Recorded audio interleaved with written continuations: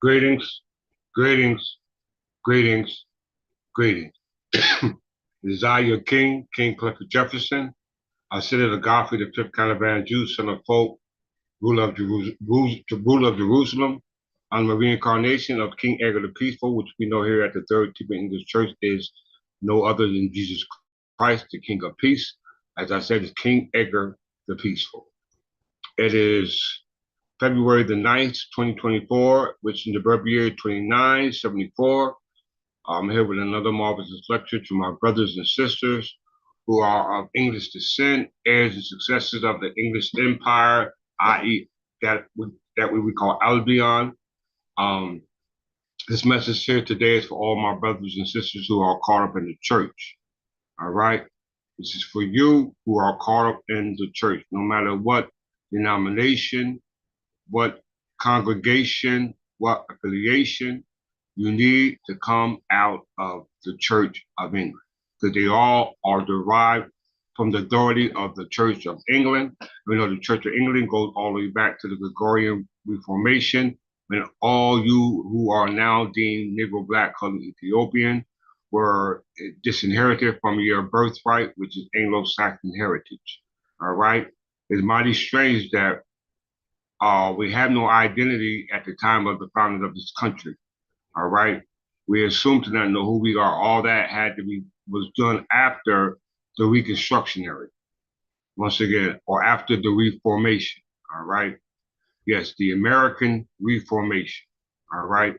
You had the English Reformation, which broke into what we call the American Reformation. All right. The reforming of our government. When you reform, you're supposed to make like the new, but they didn't. They did on purposely and with malicious intent, took it from its diaspora, from the origins where it sprung from, which was the foundation for all sources of all nations, of all histories, because everybody apparently speaks our language, English.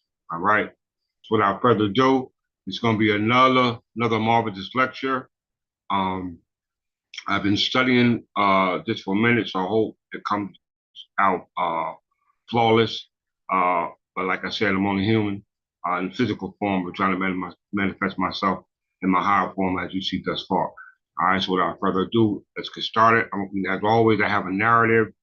I got some case law we're going to go through in reference to the narrative, as well as we're going to hear some second and third parties who are going to speak on the behalf of us as a people, not knowing that when Thomas Jefferson presented to the Virginia Assembly separation of church and state, now they not only separated from our religious customs and usages, but they separated from our governmental structure, which was based upon Parliament. All right, they switched up on it. So I'm going to make that clear for you today. Hopefully, all those who are watching can pass the information on to all those who go to church. All right, this is not to talk bad about the churches, but it's just about the church is not bad. It's those who are in the church and those who are running the churches and those who misunderstand what the church is doing and not understanding what the church should be doing. And that's the reason why I'm here today. All right, this is the reason why we are called the Third Temple English Church of England, not the Church of England, the English Church of England. Because the Church of England was the ones who enslaved you, all right? Those the one who conquered your state, okay? All right, and it's mighty strange that the House of Tudors, a cadet branch of the Plantagenet crown, instructed the Stuart monarchs from King James I all the way down to Queen Anne, and gave them the acquisitional sovereignty power to be able to escheat your estate. Okay, it's very important to understand that because we know that case law says that the crown stripped the prerogatives of the Stuarts, monarch stripped the prerogatives of the crown. How was this done? All right, by disavowing the agnatic succession or the primogeniture status that we had that was passed down from time immemorial. We're going to see this in case law. All right, we're going to see this in case law. All right, so we're going to go over a lot of stuff today, so it's very, very, very important that you pay attention. All right? It's not rocket science. You have to pay attention. All right, so without further ado, I give honor to my queen, Sister Galveston from House Galveston, as well as my Archbishop, moderator, as well as Countess Cersei. All right, we give honor to those who pledge their allegiance to the crown, i.e., the English Third Temple Church of England, i.e., their king, i.e., Corporation Soul, because we know that the crown is the one who personifies the monarch who is in trust or holds in trust the entire estate. All right, so like I said, it's not going to come no clearer than what you hear today. All right, so let's get started.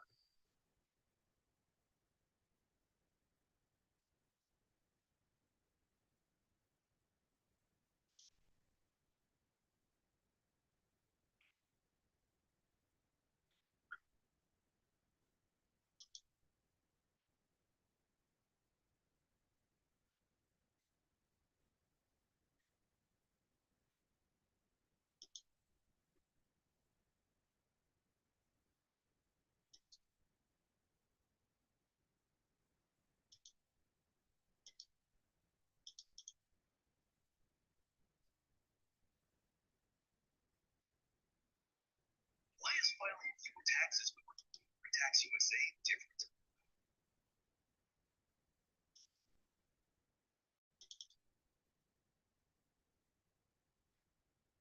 Everybody listen. What's going on? Because we got case law to reflect the very viewing that you're about to reveal.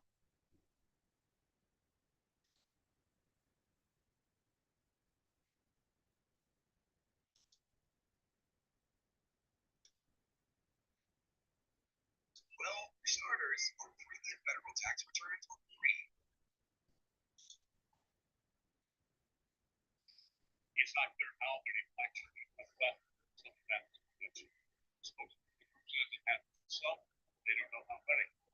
Meantime, a pastor from Indiana says he has a message for all black pastors who belong to the SBC.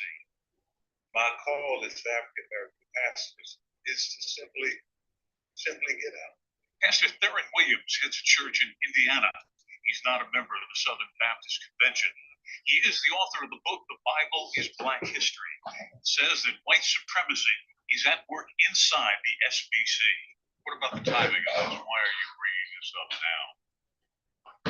Well, because of it's actually a response to the Southern Baptist Convention's position that critical race theory is inconsistent with their theology as they see it. And so in their theological seminaries, there will be no discourse, there will be no teaching, no conversation about how race affects our society. Last November, 6 presidents of the SBC seminaries announced that they would not teach critical race theory, saying that it goes against their faith. They issued a statement, quote, seminaries agree that affirmation of critical race theory, intersectionality, and any version of critical theory is incompatible with the Baptist faith and message. Almighty Father, we ask you for your help in guiding the affairs of this great nation. SBC President J.D. Greer denied our request for an interview, but he did affirm the decision on critical race theory in a statement. Quote, while we lament the painful legacy that racism and discrimination have left in our country and remain committed to fighting it in every form, we also declare that ideological frameworks like critical race theory are incompatible with the BFM. BFM stands for Baptist Faith and Message. The statement doesn't explain how teaching critical race theory is incompatible with Baptist faith. Pastor Williams says discussing systemic racism is vital for the country to heal its racial wounds. I don't think there's been a real serious dialogue so that we can get beyond racial divide and become the America that, it can become. So it's important for us to talk about this. It's important for us to deal with this. One pastor who pulled his church out of the Southern Baptist Texas Convention received a racist letter in response. Pastor William McKissick of Cornerstone Baptist Church in Arlington, Texas, shared the letter as an example of why he thinks critical race theory is so important.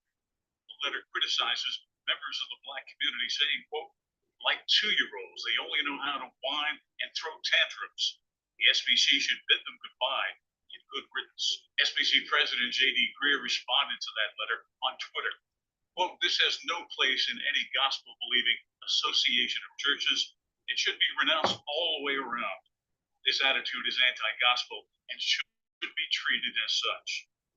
The pastor from Indiana urging Black pastors to leave the SBC says the conversation about racial inequity in America has grown larger than ever and that the SBC has opted out. That is at this stage in American history where Southern Baptist Convention has, in a real sense, chosen sides. We're not going to even talk about it. According to numbers from the Southern Baptist Convention, over the past 30 years, African American congregations have been the largest growing segment of the SBC. In Grisby, Did you hear that? I'm Bill O'Neill, WXII 12 News. Okay. So the Southern Baptist Convention.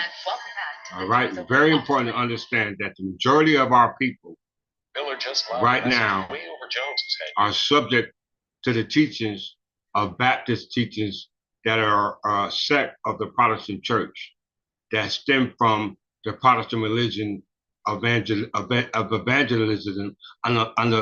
call it evangelism, that stems from the English Reformation, all right, under Henry VIII from the House of Tudors, all right? So let's just review some of the points that the brother pointed out in regards to why we as a nation of people, you know what I'm saying, not just members in society, in the community, in the state, and the nation, but as a nation founded by our own government, because when Thomas Jefferson separated church from state, he separated the religion with God's government, because in the Middle Ages, government and religion was fused. It was called a state religion. Okay, it was called a fusion of government. All right, it was called the King's Bench. Parts of King and Parliament. We must understand that you are missing that voice, the government. All right, the government you are missing. So let's review Southern Black Convention.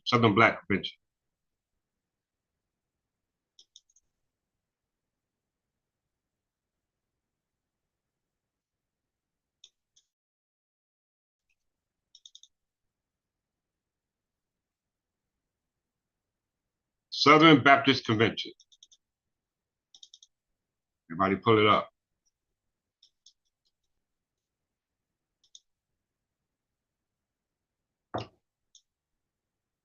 Classification, Protestant. Orientation, Baptist. All right. Theology, evangelical. So when you're going and taking your children to these churches and being baptized, then you're being baptized into the Protestant faith and religion. The religion and the faith and the customs and traditions that enslaved you. They enslaved you. All right? We must understand that they enslaved you and stole your very birthright.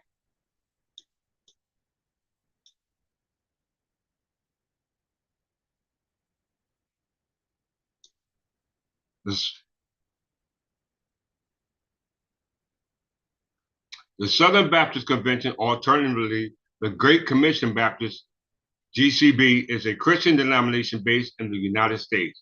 It is the world's largest Baptist denomination and the largest Protestant and second largest Christian denomination in the United States. Very important. All right. In 1845, the Southern Baptists separated from the Triennial Convention in order to support slavery. Did you hear that? In order to support slavery, which the Southern Church is regarded as an institution of heaven, hence the Star Chamber. Hence the Star Chamber. During the 19th and most of the 20th century, it played a central role in the Southern racial attitude, supporting racial segregation and the lost cause of the Confederacy, while opposing interracial marriages. I got a case law to validate this. Just going to make y'all smile, my English heirs and successors. In 1995, the organization apologized for its history. Since 1940, it has spread across the United States, having member churches across the country and 41 affiliated states conventions. All right. So as the pastor said in the video, apparently he didn't know this. Now he's just finding out the role they're playing in. They played in this. All right.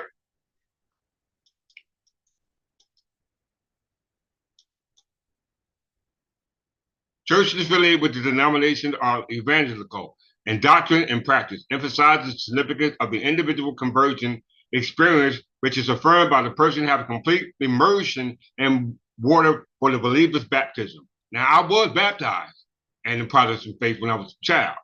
You know what I'm saying? But lo and behold, I was delivered from that false doctrine. You know what I'm saying? Because baptism is a conscious resurrection. All right? That's what baptism is. The church says that other specific beliefs based on biblical interpretation can vary by congregational polity. We know polity has to deal with the government, right? But we know church and state is separated from the government. All right? So that means that your religious belief under the First Amendment is under the autonomous doctrine. You can believe whatever you want to believe. All right? But the government has no say-so in it. They can't make no decision in it whatsoever. All right?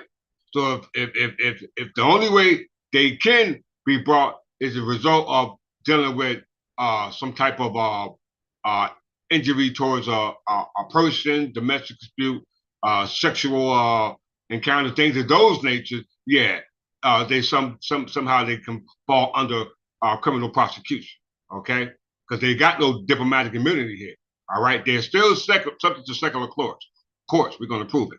Churches affiliated with the denomination are evangelical in doctrine and practice, emphasizing how we know that because when you did something contrary to what you were supposed to, you answer to the king and the king's bench. All right? You answer to the king and the king's bench. All right? So the significance of the individual conversion experience, which is affirmed by the person having complete immersion in water for a believer's baptism. The church says that the other specific beliefs based on biblical interpretation can vary from congregation polity and have resolved to balance local churches' autonomy.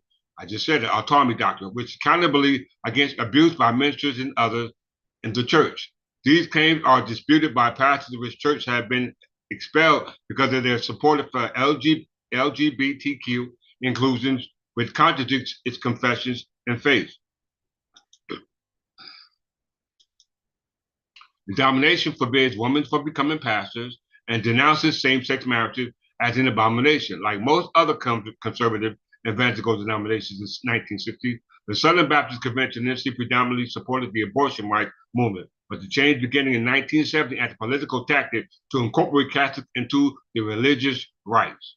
Okay, let's move a little further. The name. The official name is the Southern Baptist Convention. The word Southern is the Southern Baptist Convention, stemmed from it having been organized in 1845 in Augusta, Georgia, by white Baptists in the southern United States who supported continuing the institution of slavery and split from the Northern Baptists known as the American Baptist Church USA, who did not support funding slaveholding evangelists from the South. Okay? We must understand that.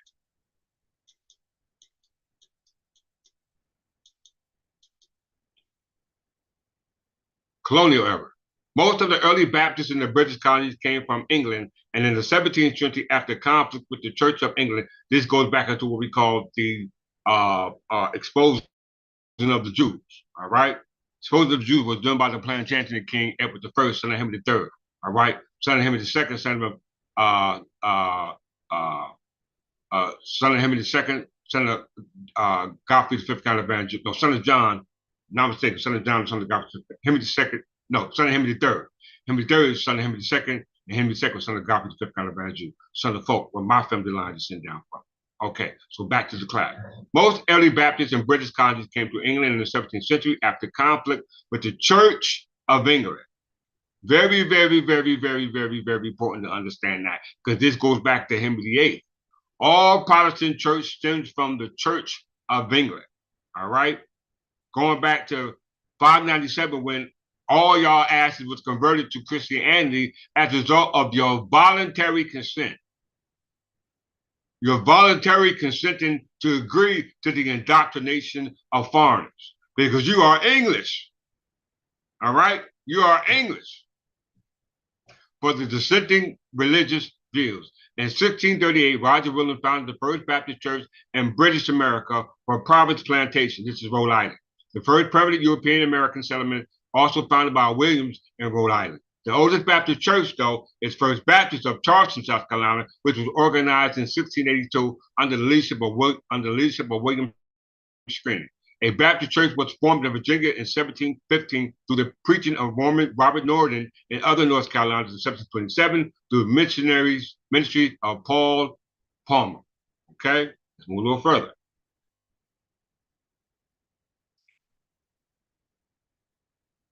In Virginia and most southern colonies before the American Revolution, the Church of England was an established church and supported by general taxes. This is called free and common soccage, as it was in England. So that means this was England. It opposed the rapid spread of Baptists in the South, particularly in Virginia. One of the first colonies, many Baptist preachers were prosecuted for disturbing the peace, i.e. the king's peace, all right? Disturbing the peace is called the king's peace, all right? Breaking the peace is called breaking the king's peace. Look that up when you get time. By preaching without license from the Anglican Church. Patrick Henry and James Masters defended Baptist preachers before the American Revolution and cases considered significant in the history of the religious freedom. In 1779, Thomas Jefferson wrote the Virginia Statute for Religious Freedom, enacted in 1786 by the Virginia General Assembly, i.e. House of Burgesses. Madison later applied his idea and those of Virginia document related to the religious freedom during the Constitutional Convention, which he ensured that they were incorporated into the national Constitution. The First Amendment. Did you hear that, y'all? The First Amendment. Everybody keep that First Amendment in mind. All right, so we know the history of the Southern Baptist Christian Church of North America. All right, we already seen their mission. We already see one of the ex-members of the Southern Baptist Christian Church from North Carolina, wherever he was from, telling all other pastors, members, families, children, brothers, sisters, etc., to get out of those churches. Why? Because of their history involving slavery. All right. So let's look at the hypocrisy of the Southern Black Christian movement as a result of their history and how they have put pause in place to be able to initiate and to succumb and to pacify and to fail their true mission of stealing your estate to this present day. Let's watch another video.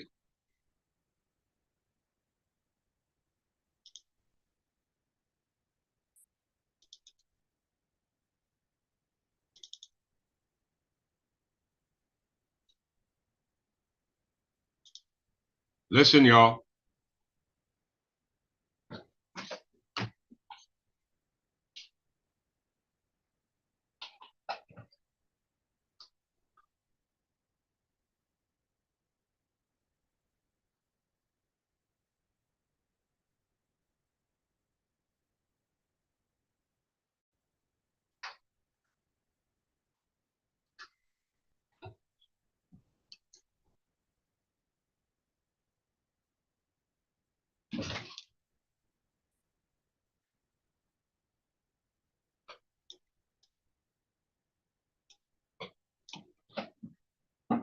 Hold that thought. Where's the volume?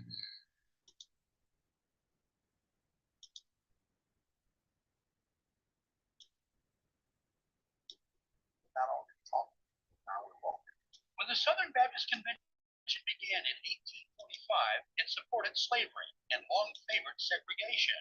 It wasn't until 1995 that it publicly denounced you for this mighty good man. By electing Pastor Fred Luter as their first African-American president, members of the Southern Baptist Convention made history today. God bless you. I love you.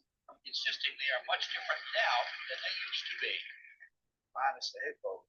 Not only talking, now we walk. When the Southern Baptist Convention began in 1845, It supported slavery and long favored segregation.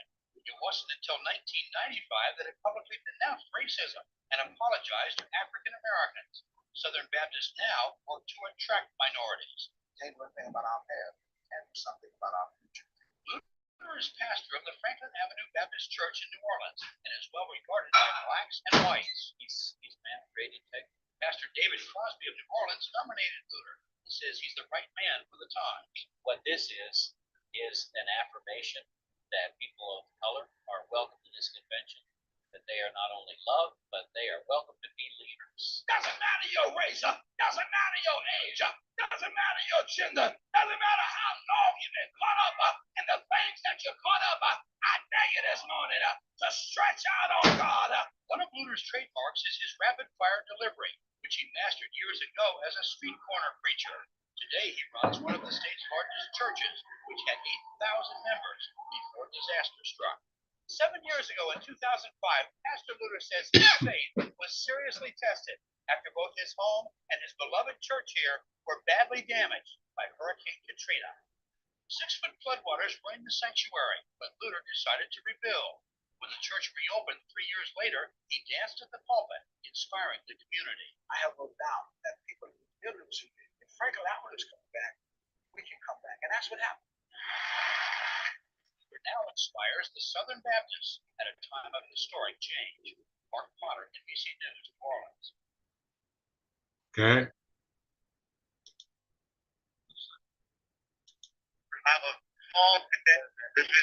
The stroller the 3-year-old had been sitting in was the center of a mess.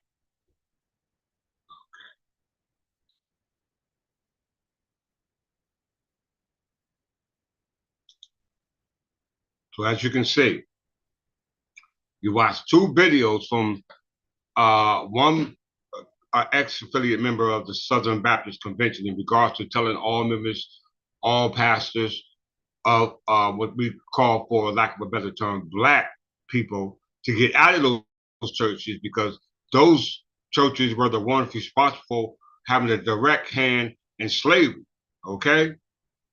Having a direct hand in slavery, all right? So whether you're doing nothing at all, you're still suffering from this condition, okay? Because we know that the Southern Baptist Church has been taken out of the from under the control of government and have been allowed under the First Amendment to continue on with the slavery unencumbered, okay? Because he separated the government from the religion, all right? It's their what they call indentured servitude of heaven, all right? So their heaven is your hell. Once again, their heaven is your hell. Let's see it again for yourself.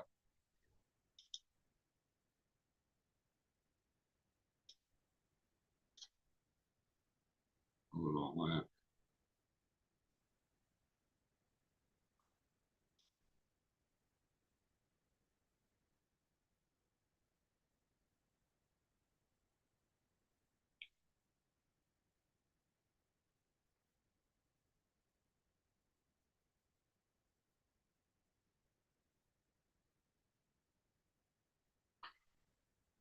Where was that at?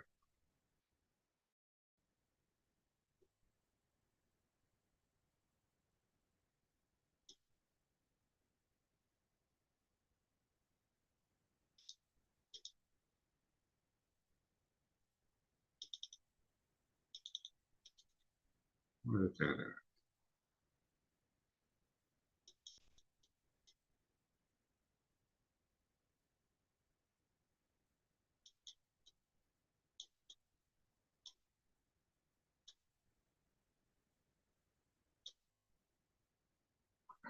Where did I see that at?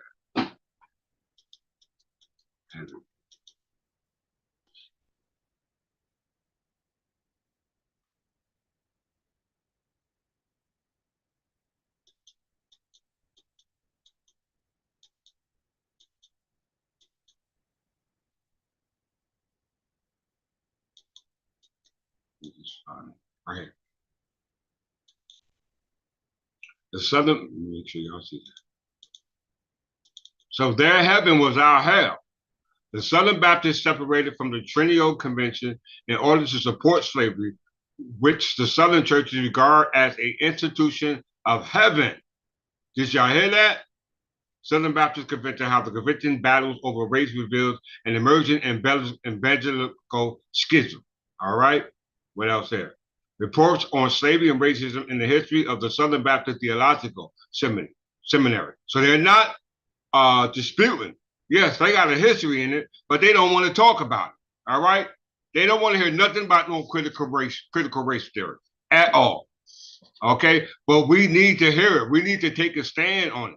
All right? But the only way you can stand on it if you got some type of governmental protection. All right?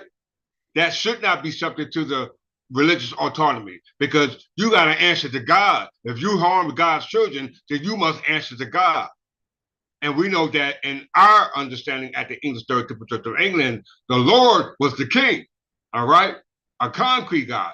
He was called king in parliament. And when you violate the laws of parliament, i.e. his laws for his people, then you have to answer to who? The king's bench, all right?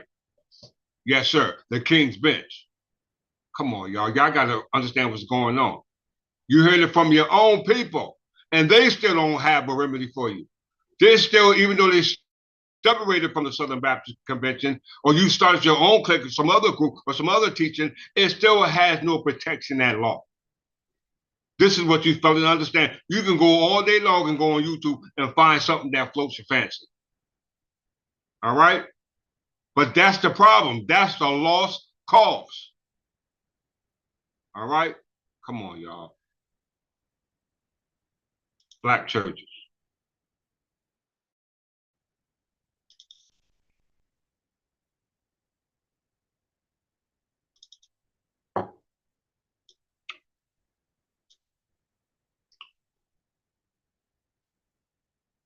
Black churches, sometimes termed Black Christianity or African American Christianity.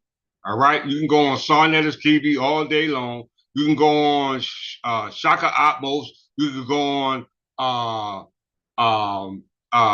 the Canaanite Moors. You can go on all of them, and all of them are talking against Christianity and majority of your people in Christianity. But what do you have to give them contrary to Christianity? All right? What you just got another bureaucracy to throw at them. That's all you're throwing at the people are theocracies. That has nothing to do with no God's government, because he gave you a government here on earth. G-O-D, Government Ordinance Department. All right, the Black church, Black Christianity, or African American Christianity is the faith, a body, of Christian denomination, aggregate, all right, a congregation in the United States that predominantly ministers to and are also led by African Americans, as well as these churches collective tradition and members. The term Black church may also refer to individual congregations included in traditional white-led denominations, okay? Pick your pick, all right? I don't want to read none of this.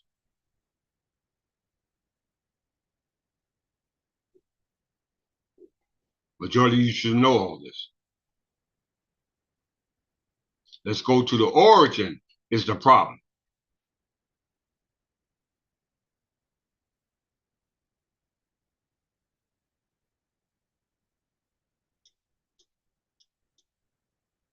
Slave, right here.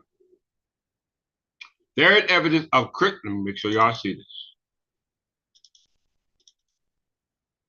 There is evidence of Christian practice in specific dedicated places for worshipers, called praise houses, from before the first organized Black denomination. All right? Evangelical Baptist and Methodist preachers traveled, called the traveling church, throughout the South and the Great Awakening of the late 18th century. They appealed directly to slaves and a few thousand slaves conversion. So that means that we were being converted not just from this time, but all the way back to the Anglo-Saxon conversion in 597, right? Because we know that if we were can be converted into Christianity as slaves, all right, And we know that the people who was converting us to slavery at the time of slavery was the colonists, right? It had to be the colonists. We know Dred Scott said that slavery was instituted by the colonists by it being incorporated by way of being instituted by Great Britain. We know Great Britain was established in 1707. That's what Dred Scott case says. And we know that dealing with um, um, the South, the I lost my train of thought. Slavery at that time, black people didn't have understanding of who they was at all. We didn't know who he was. We was beat the hell. They beat the hell out of us. All right.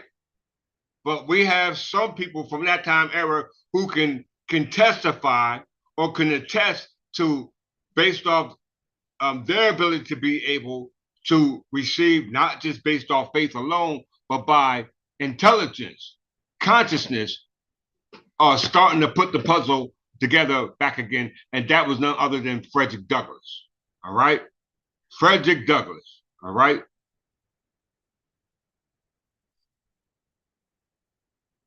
So we can see that all the churches at this time were considered associated with all the Protestant churches, which was predominantly Baptist and Methodist. All right. And let me just find something I'm looking for.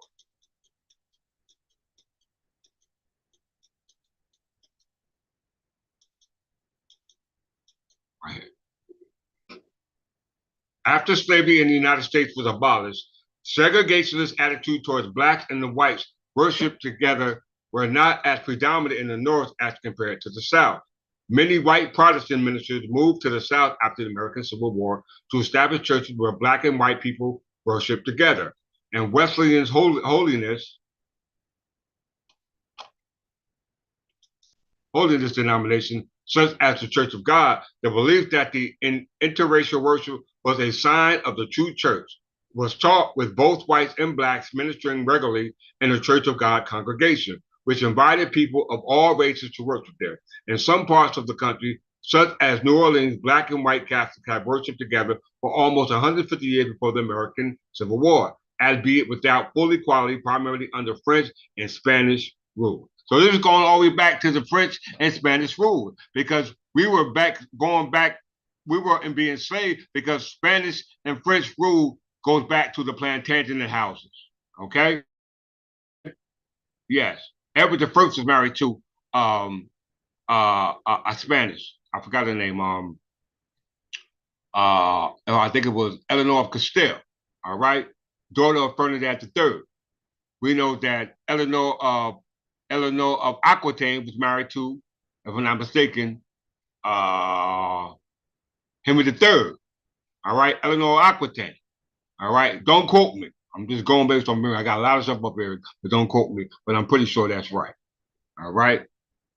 After attacks by the Ku Klux Klan or other whites opposed to such efforts, thwarted those attempts and even prevented blacks or African Americans from worshiping in the same building as whites, i.e., WASP, white Anglo-Saxon Protestants. You hear that? White Anglo-Saxon Protestants. You must understand that. All right? So as black people, you must come out of her, my people. Why? For her iniquity is not yet full. It's about to be full, though. The cup is about to run over. All right? If Frederick Douglass can come out of them, then surely you can. All right? Let's see Frederick Douglass.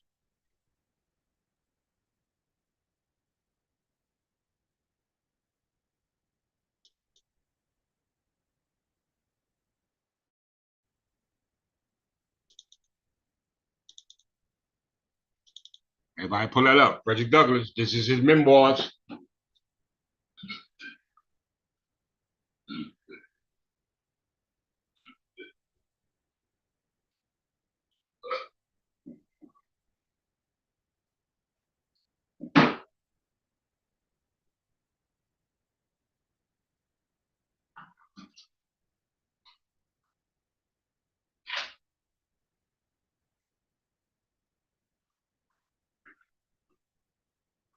Okay, well, my coffee's brewing.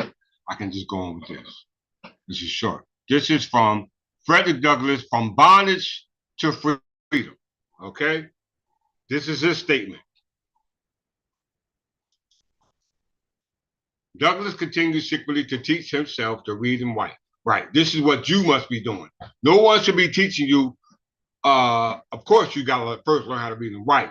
But once you learn how to read and write, then you should be able to interpret what it is that you read, and then be able to write it down for yourself. If you're not going to write it down, then you can at least remember it. Okay. And this was Douglass' position. He couldn't write. He could do none of that stuff. He had to remember it. All right.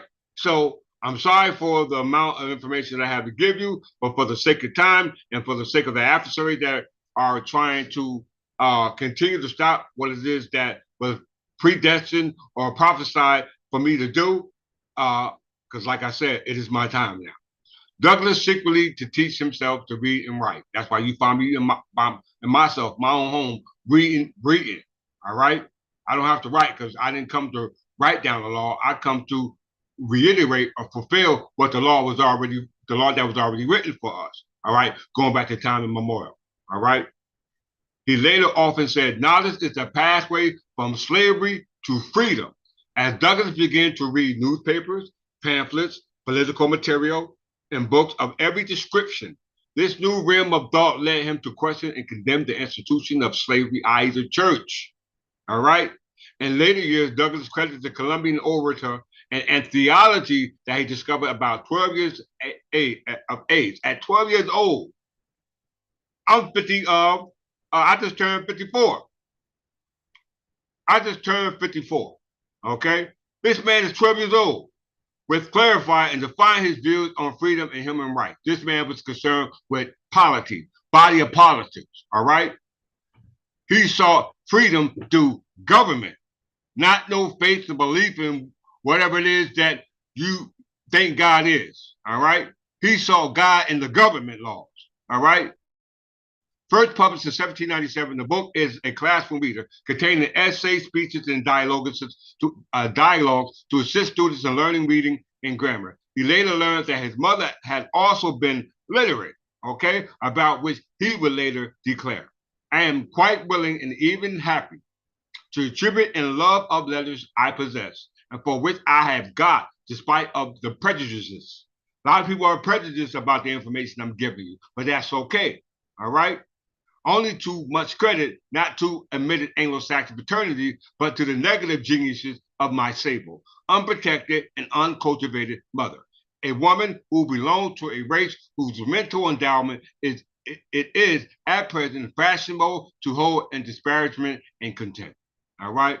So he admitted, he understood and acknowledged the status of us here in this American society based off what was it called? Partout Secretary Trump. All right. He understood that.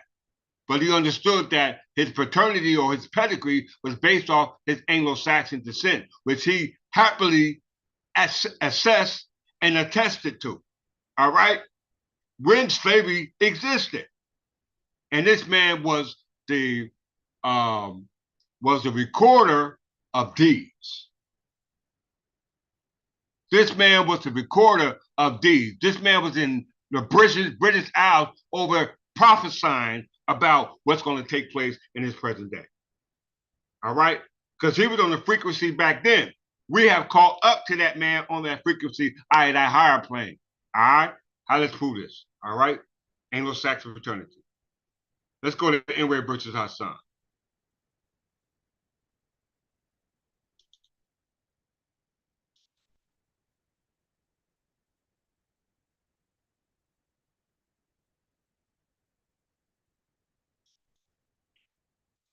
Case law.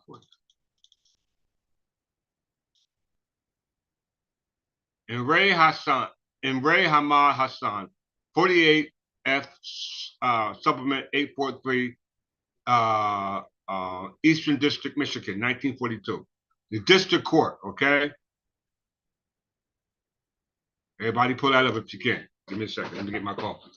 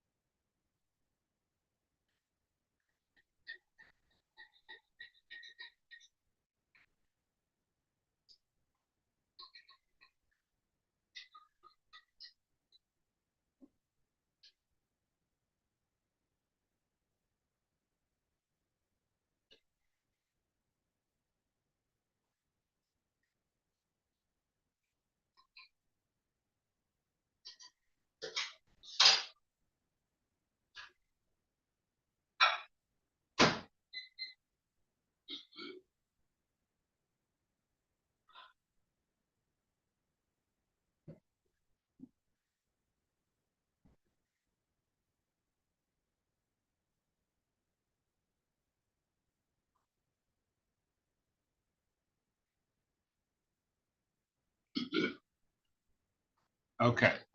Villenberg, Embrace Ahmad British Hassan. This is deals with the Naturalization Act of 1790 of who will be a citizen and are entitled to the rights of government protection. All right. Remember, it had nothing to do with religion, because under the Religious Freedom Act, the government don't protect you because you're subject to the autonomous doctrine of freedom of religion, which was enacted by the First Amendment. Okay. And they had different classifications for who can be a part of their religion. I.e., you can either be part of the Southern Baptists, which is the institution instituted to promulgate slavery, and that which is that of the English Church, which were the ones who were being enslaved by the Southern Baptists, which were branches or offshoots of the Church of England. All right, and that resulted from the conquest of the York to the Lancaster branch from at the demise or under the control or the auspices of what we call the House of Tudors. All right, I'm going to prove it to you. All right, I'm going to prove it to you. To summarize the approach which must be followed in deciding whether a particular person applying for citizenship is a white person within the meaning of the status, because we see there was a difference between those who are in the white churches and those who are in the black churches. We've seen black churches, we've seen white churches. The Southern black churches were those who were white supremists who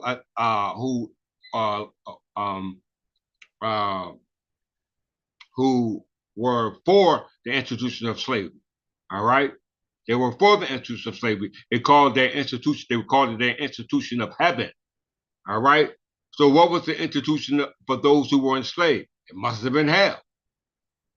All right. To summarize the approach, which must be followed in deciding whether a particular person applying for citizenship is a white person within the meaning of the statute, as interpreted by the Supreme Court, it is necessary to determine first the particular group or racial subdivisions to which the individual belongs. And practical effects, proof of this fact is a matter of genealogy, not based off the color of skin, like those are in black churches, but genealogy. An individual who presents an aberration from the color of skin of the group which he is a member, such as a light-skinned Chinese or Japanese, or a dark-skinned Anglo-Saxon, i.e. black-skinned color, etc., whatever term you choose or whatever complexion you like. That has nothing to do with your genealogy or ethnicity and associated with some type of polity or body of politics. Okay? It damn sure didn't have nothing to do with the government of the United States, because it wasn't based off no genealogy and ethnicity, and those are synonymous with nation, nationality. Okay?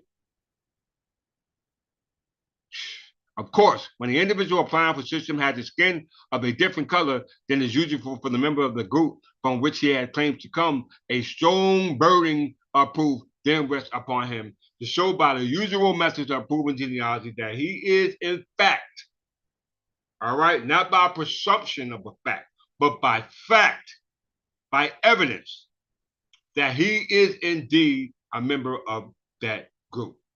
All right. After the individual has been traced into this group, the second question what the court must answer and what you must answer and what we must answer is whether the members of the group uphold or white persons as Congress understood it in the term of 1790 when they first enacted the statute in regard to who could be a citizen, contrast to those of the 14th Amendment. And deciding this latter question, the test is not how the group in question will be classified by ethnologists who have made a study of racial origin, but rather why groups of peoples then living in 1790 with the characteristics then existing were intended by Congress to be classified as white persons. Applying this principle, the court finds, the government finds, the federal government finds, the city finds, the city, your schools, your police department, your motor vehicles, every institution, agency, department that was created under this government was instituted for the creation of contractual agreements that denote to you as always and forever being their debtor. Okay? You must understand that. Crown has first priority and prerogatives in all debt owed to the crown, because priority to prerogatives from the United States are created by way of statute, statutory law. Statutes don't breathe. Statutes don't live. They don't walk. They don't talk. They don't do none of those things. Let's get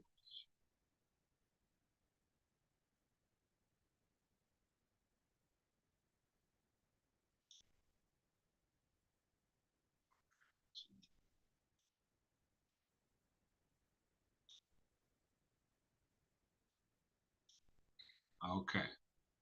So the Protestant church, which we are all, not us, the English church, we're not the Church of England. We are at odds with the Church of England, all right?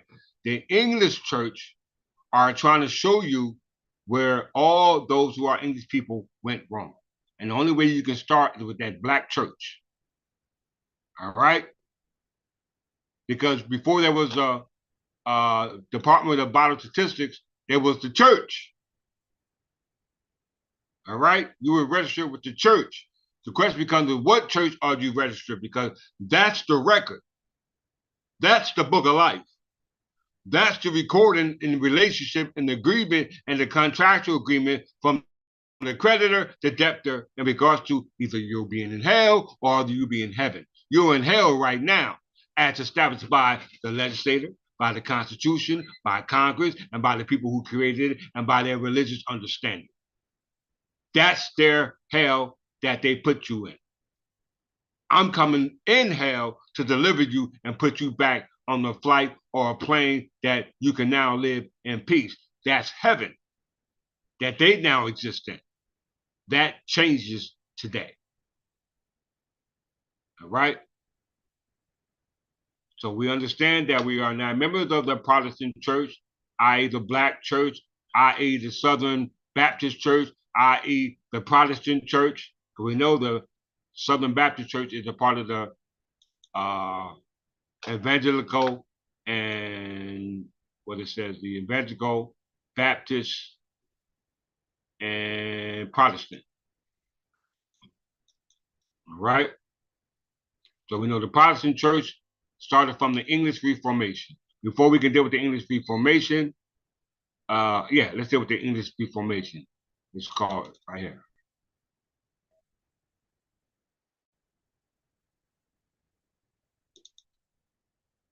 Everybody pull it up. House of Tudors.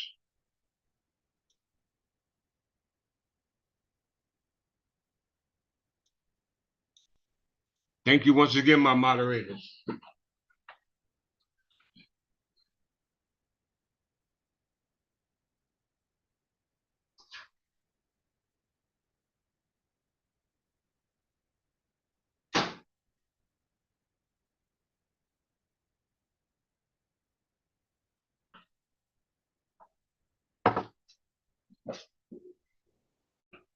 The English Reform. All right? The English Reformation took place in the 16th century England when the Church of England was forced by its monarchs in the least to break away from the authority of the Pope and the Catholic Church. So the breakaway from the Pope and the Catholic Church goes back to the founding of the Church of England, which goes back to Pope Gregorian mission. All right, you can tell because you still got their clock, Gregorian calendar. All right, we go by the Bourbon calendar. All right, our year is 2974. Your year is 2024. All right, so the English Reformation, which took place in the 16th century, British controlled England, when the Church of England, and we know the Church of England was back in their colonies. All right, Thomas Jefferson, who assumed to have a noble name or pedigree, which we know that's not the case because he was not an Englishman. He didn't have a genealogy. He didn't have an ethnicity. He based off the color of his skin. All right, and he presented to government to separate God's government from the people's government.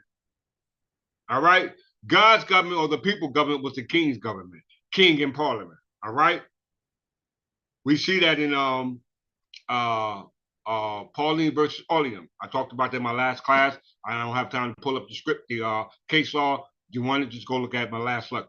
Okay, but we see that the Pope and the Catholic Church going all the way back to Constantinople.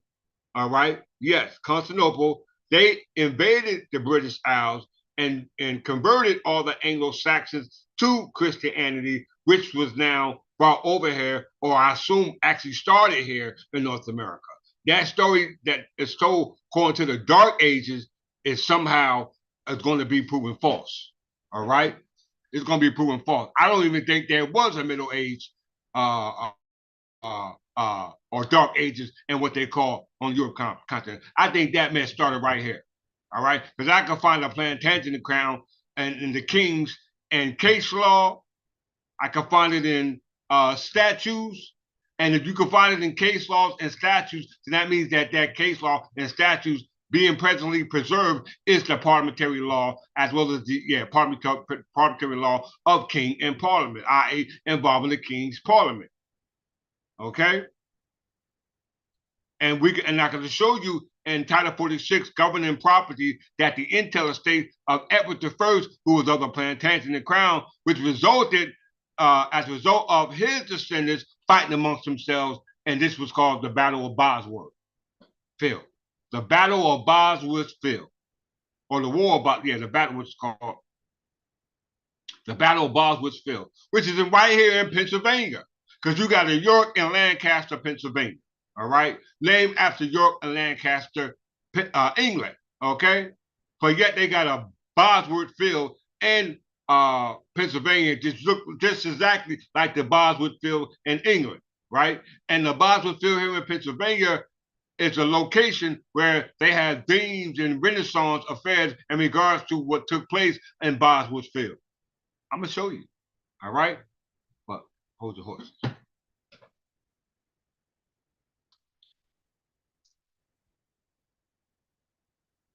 Okay. The English Reformation took place in the 16th century England when the Church of England was forced by the monarchs, de facto monarchs, all right? Henry VII, Henry VIII, Edward III, Edward II, Henry, I don't want to say the Edward I, all those were fighting amongst themselves as a result of fighting over the English throne, okay? Which resulted in what we call the War of the Roses, okay? As a result of what you call the War of the Roses. And as a result of the War of the Roses, Henry VII usurped the agnatic succession, all right, of the English, which was based off primogeniture, the male heir, all right? I'm going to prove it to you. The English Reformation took place in the 16th century when the Church of England was forced by its monarchs and elites to break away from the authority of the Pope and Catholic Church. We were never affiliated with the Roman popes and the Catholic Church. These events were part of the wide European Reformation and religious and political movement that affected the practical of Christianity in Western and Central Europe. Let me correct myself. They do have a governmental structure in the ecclesiastical law, but has nothing to do with civil law or secular courts, all right? They got their own courts, all right? That's not the courts, or we don't function under ecclesiastical and canon law, all right? That deals with the spiritual, what they call the temporal and the spiritual. I ain't got time to go into that. We'll talk about that in a later time. Ideology, the groundwork for the Reformation was laid by the Renaissance humanists. You hear that? The Renaissance humanists who believed that the scriptures were the best source of Christian faith and crystallized religious practice, which they considered superstitious. By 1520, Martin Luther, new ideas were known and debated in England, but Protestants were a religious minority and heretics under the law. You hear that? The English Reformation began as more political affair than a theological dispute. Okay? It was a political dispute versus theological. The theological came later to get you off track. All right? In 1527, Henry VIII requested an annulment to the marriage of Pope Clement VII and refused. In response, the Reformation of Parliament passed laws abolishing papal authority in England and declared Henry to be the head of the Church of England. Before, the head of the church was Pope Gregory I. All right, and all the popes who preceded him or succeeded him, those who preceded him and those who succeeded him, and we know those were called the church fathers, or what we call the doctors of the church. And we know the first doctor of the church was Peter. All right, let's get there. All right. All right, so we know the Protestant church is associated with the English Reformation, all right? We know the Protestant church is associated with the English Reformation, all right? We already see that. We just read it for ourselves. All right, we read it for ourselves. Let's move here. Henry VII. Because Henry VIII is the son of Henry VII, the founder of the House of Tudors.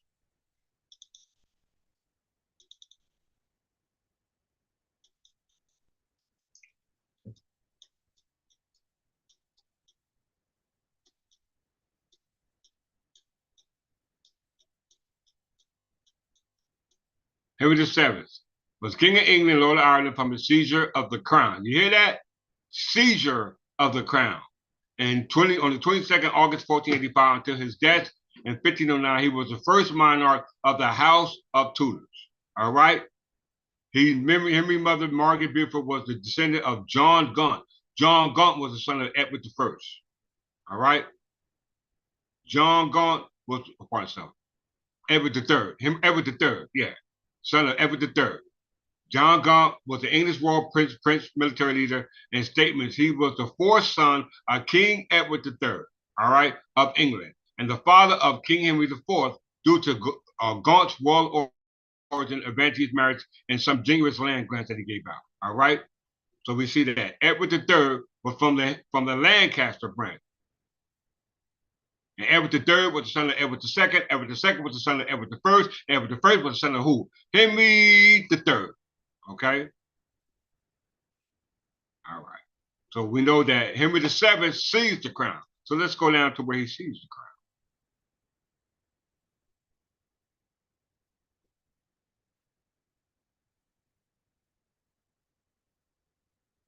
Reign.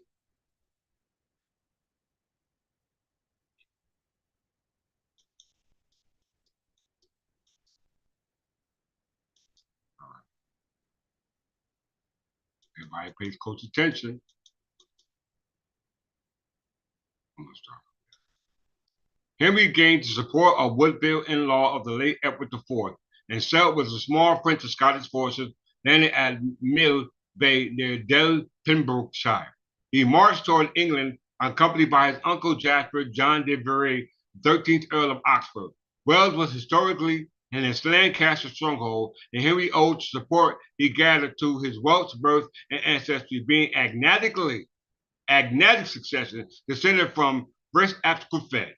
He amassed an army of about 5,000 to 6,000 soldiers. Okay. Henry devised a plan to seize the throne of England by engaging Richard quickly because Richard had reinforcements in Nottingham and Leicester. Though outnumbered, Henry Lancastrian forces decisively defeated Richard York's armies at the Battle of Bosworth Field on the 22nd August 1485. Several of Richard Key's allies, such as Henry Percy, 4th Earl of Northumberland, and also Lord Stanley and his brother William, crucially switched sides or left the battlefield. Richard III's death at Bosworth effectively ended the War of the Roses. Okay, the War of the Roses was against the Yorks and the Lancaster branches of the cadet branches of who? The Plantagenet crown. Okay, which Margaret Plantagenet was a descendant of. I think I just seen her name.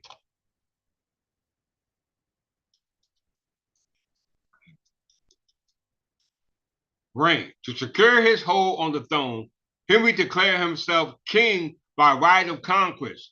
Brothers and sisters, this is called acquisition of sovereignty by prescription of sovereignty. Somebody claimed to be the sovereign without it being attested. All right? No one has attested to assume authority of the crown prerogatives that Henry declared by way of right of conquest. All right. And then he stated that anybody who opposed it will be found guilty of treason. All right. Thus, anyone who fought for the riches against him will be guilty of treason, and Henry can legally confiscate the lands and property of Richard III by restoring his own. Okay. Henry spared Richard's nephew, designated her heir, John de la Pole, Earl of Lincoln, and made York's heir, Margaret Plantagenet, Countess of Salisbury, sojourn.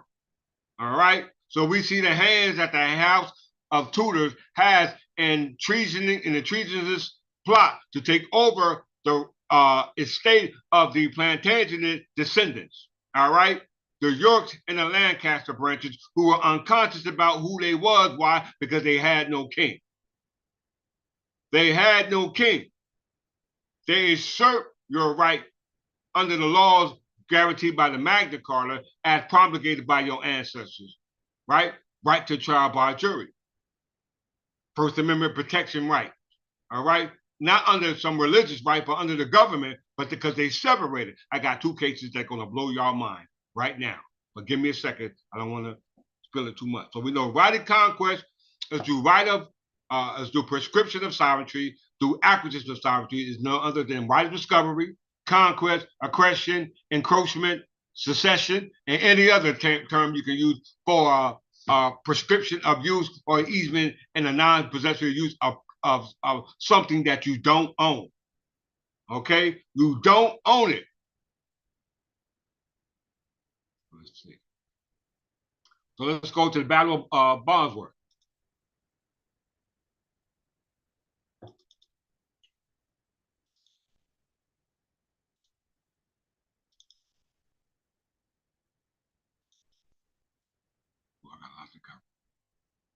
Everybody see that? All my brothers and sisters in the church, you better come out of her. The Battle of Bosworth or Bosworthville was the last significant battle of the War of the Roses. All right, you suffering that right now, y'all. North America was founded in the state of Pennsylvania. The congressional cabinet of those who made up the cabinet was founded in Pennsylvania. All right, under the Articles of Confederation in York and Lancaster, Pennsylvania. All right, and they took the rights of the Magna Carta and then declared it to be the rights of the Magna Carta as declared by William Penn. All right, under the auspices of William Penn. Battle of Bosworth or Bosworthville was the last significant battle of the War of the Roses, the civil war between the House of Lancaster and York that extended across England. In the latter half of the 15th century, this wasn't that long ago, y'all, fought on the 22nd of August, 1485. The battle was won by the alliances of the Lancaster and disaffected Yorkish. Their leader, Henry Tudor, Earl Richmond, became the first English monarch of the Tudor dynasty. By his victory and subsequent marriage to a Yorkish prince, his opponent, Richard III, the last king of the House of York, was killed during the battle. The last English monarch to die in combat, historians consider Bosworthville to mark the end of the Plantagenet dynasty, making it one of the defining moments of English history. All right? Of English history, y'all. Of the ancestors, the descendants, the heirs, the indigenous people of the Plantagenet crown, and we know that was under Godfrey the fifth Caliban Jew, son of Folk, ruler of Jerusalem. All right? It took Jesus Christ, which was King Edgar the Peaceful, the King of Peace, to reincarnate in me, to personify and to incorporate those laws from time immemorial. Time out of your mind, your consciousness. All right? You must understand this, y'all.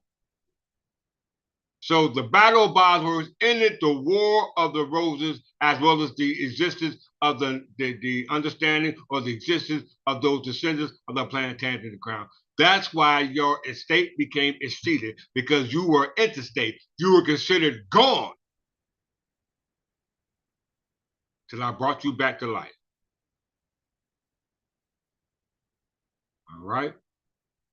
Renaissance humanists. Remember that word. Renaissance humanists.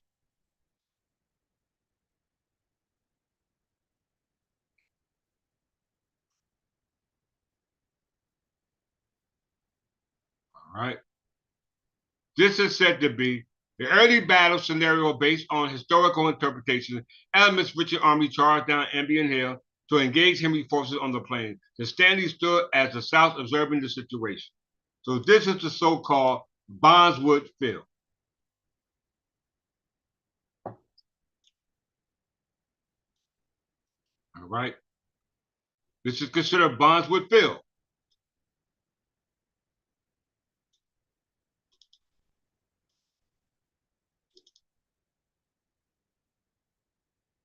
All right.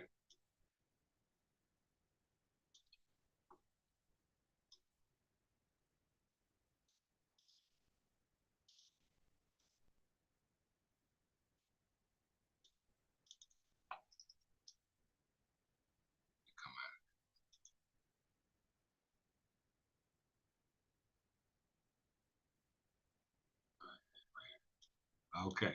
This is Bosworth Field, everybody. Everybody see that, all right? Now, that's mighty strange, right? Because it said it was the ending of the York and Lancaster dynasties, who were cadet branches of the Plantagenet crown. And that only was done by way of the right of conquest done by the House of Tudors of Henry VII, who was not even affiliated with the York and Lancaster branch. He didn't claim to be part of the Lancaster branch. His agnatic succession went back to another family member. All right? So we all follow agnatic succession of Salic law. All right? Going back to Godfrey the fifth Caliban Jew, son of Folk, ruler of Jerusalem. That's why I'm here, to take you back to the paternal Anglo-Saxon origin of where the state was left intact. Okay? Intel. Everybody take a good look at that image. Take a good look at that image, everyone. Specifically this part right here. This part right there. Now check this out.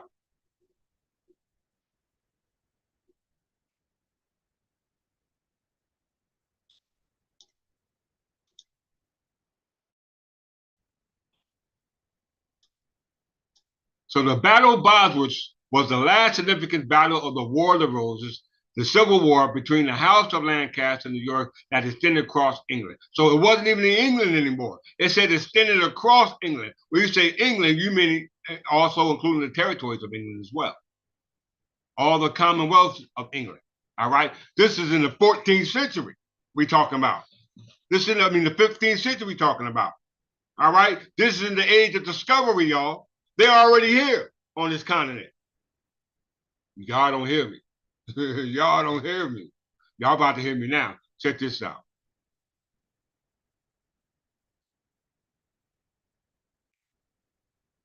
Lancaster County, Pennsylvania, or Lancaster Shire.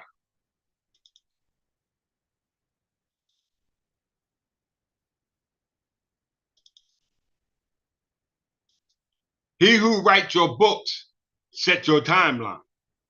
We know everything that was told to us was by those who made up the colonies under what we call the Articles of Confederation, and those who were called free white persons, but had nothing to do with a nation, a country, a government, genealogy, etc. Lancaster County nicknamed the Garden Spot of America. Did you hear that? Or Pennsylvania Dutch country is a country in the Commonwealth of Pennsylvania. It's located in the south central part of Pennsylvania. Let's move a little further.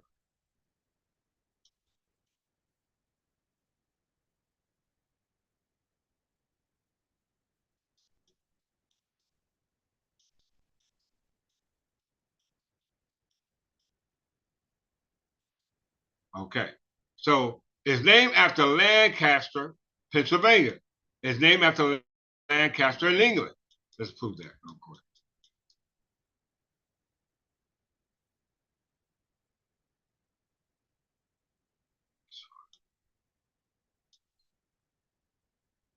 Right here. Okay, named for Lancaster, a city in Lancashire, England, and a main cultural hub, economic commercial center of the city Lancaster district. So this is on a municipal level. Okay, this is in the local township community under the state government. Okay, all right. According to here, that's what it would be. In England, it's called Lancashire. Okay, Lancaster, Pennsylvania is named after Lancashire of Lancaster in England. Okay, yes, Lancaster, Pennsylvania is named for. If you name something, is named after something, then apparently it got some relevance. All right, and who gives you authority to name something when it wasn't yours in the first place? All right, so whether you name it, it has always been under the authority of the Plantagenet crown, because these were the monarchs that these arguments go back to. The Plantagenet crown, Henry VIII, Church of England, all right, York, Pennsylvania.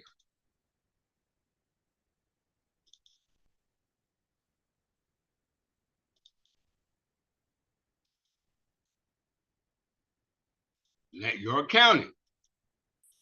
York County, also as one of the 2020 census of population and the county seat of York. County was created August 19, 1749 from a part of Lancaster County and named either after the Duke of York, an early patron of Penn's family, for the city and county of York, England. Everybody see that?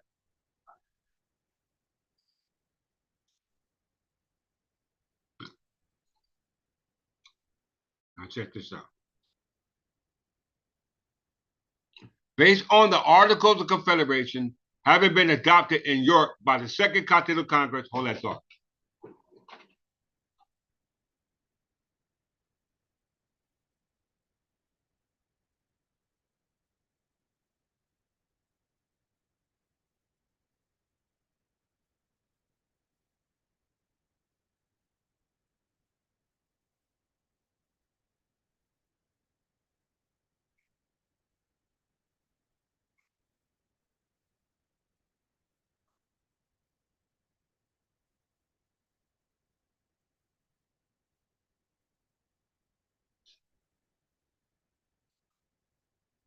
Okay.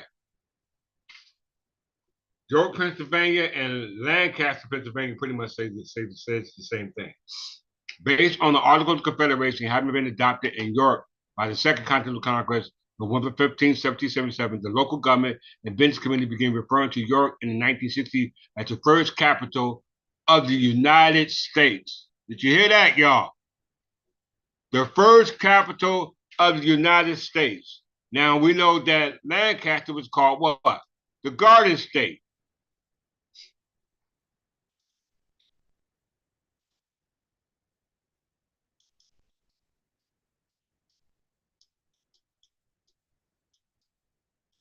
Garden Spot.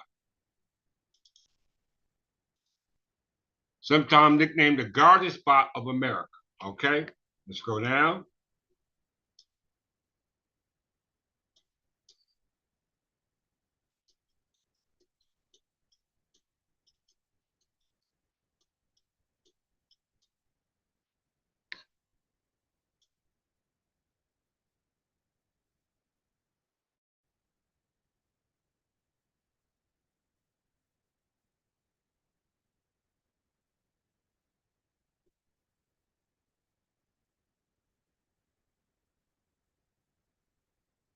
It mentions the Articles of Confederation as well.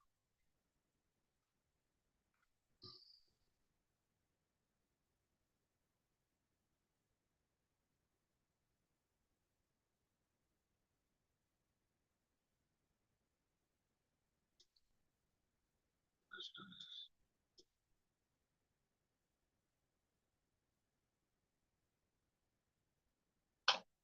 Let's do this. Lancaster.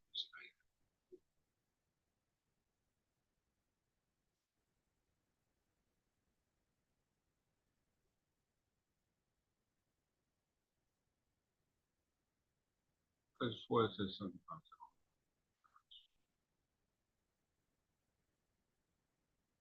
Well, no.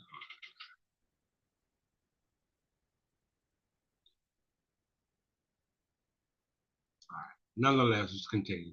So you got a York, Pennsylvania called the Garden Spot of America, and York, you got Lancaster's, Pennsylvania called the Garden Spot of America, and then you got York, Pennsylvania, which was called the, what did it say it was?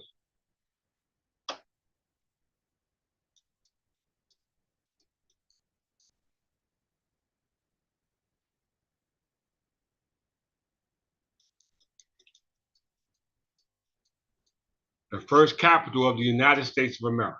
Okay, that's very important that we understand that because we're talking about York, Pennsylvania, and Lancaster, Pennsylvania, and it said York was taken out of Lancaster. Didn't it say that?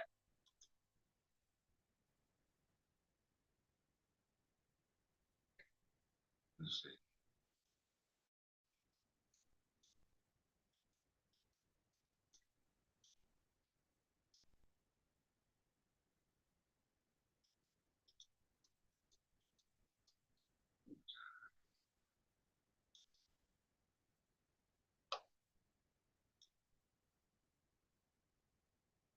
Yeah, right.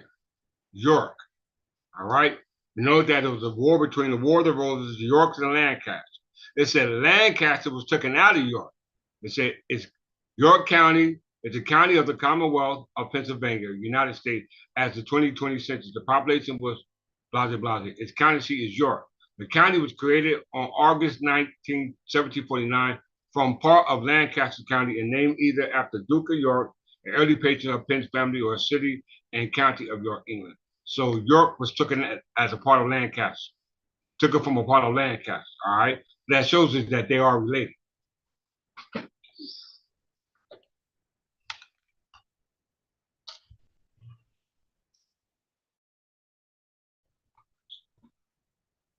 So now back to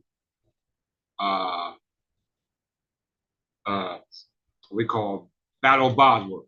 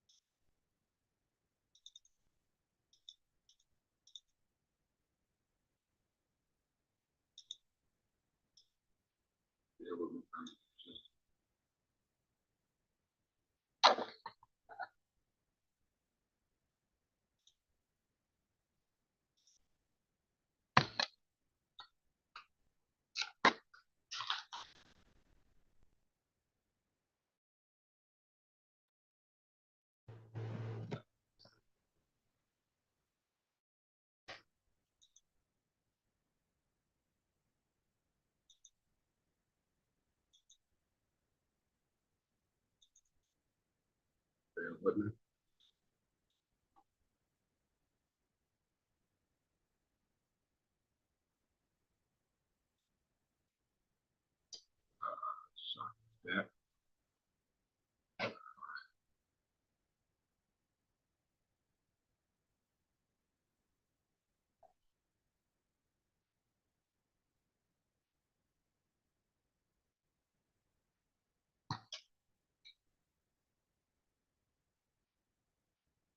All right. Battle of Bosworth. Battle of Bosworth initially ended the War of the Roses as well as the Plantagenet dynasty. Okay, we know the Plantagenet dynasty consisted of the York and the Lancaster branches, which were usurped by Henry VII by way of what we call right of conquest.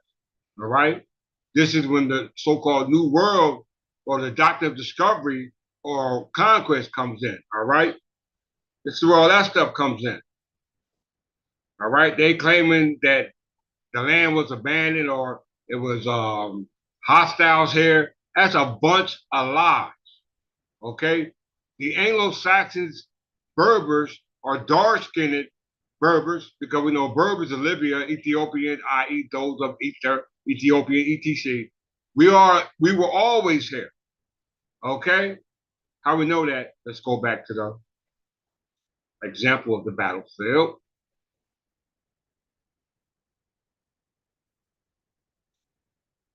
This one right here in particular. All right? Like I said, take a good look at this image right here. All right? Now check this out. Now we know there's a Pennsylvania, York, and Lancaster, named after the York and Lancaster provinces assumed to be over in England. Okay, they say that they're over in England, but we know that the Lancaster branch at that time with the York were at war, because it didn't refer to the landmass. The landmass was still being subject to colonization. All right, but they try to make it seem as though the Plantagenet crown or the descendants of them were over there on the Isles of Great Britain when we were actually here. Not disqualifying what happened over there, but I'm trying to create the scenario because it just said that the Battle of Bosworth was the ending of the Plantagenet crown. You know, the Plantagenet crown, Godfrey V, kind of Anjou, father was Fulk V, ruler of Jerusalem, that has a history going all the way back to the Crusades. All right? To Crusades on the European continent. Going back to the Great Britain or the Isles of Great Britain, going back to stories of the Anglo-Saxon, known back that time as Albion, you know what I'm saying? And so these people being forced to adopt a paganist theocracy that wasn't our own, because we worship ourselves.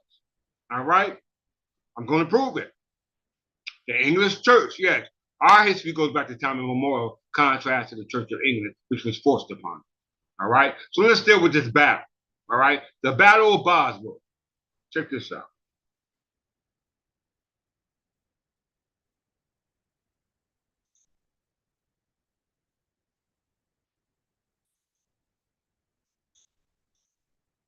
Everybody see that?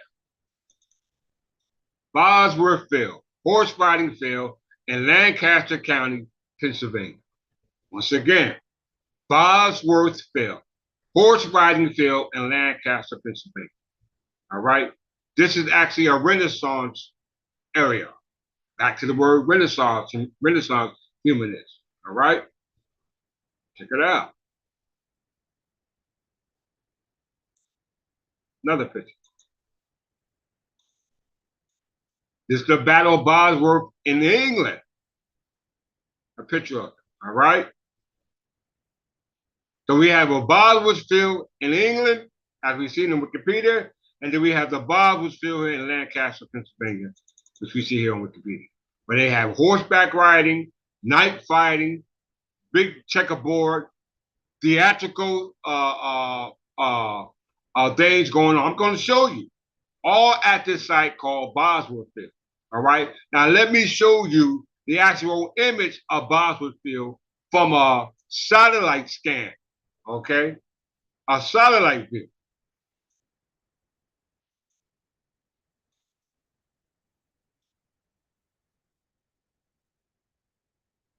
Renaissance Fair delivery shed. All right, Bosworth Field. This is in Lancaster, Pennsylvania. All right. This is from the Google Globe, whatever you call it. All right. Now this area in particular, Bosworth Field, recently built. Let's go back to this image.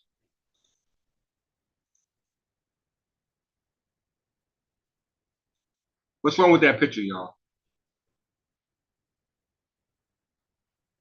What's wrong with that picture? Somebody say something. Can I get a thumbs up? All right? Same picture. You got a picture in the Wikipedia, and then you got an actual bill from a satellite. Not in England, but this is here in North America, Lancaster, Pennsylvania.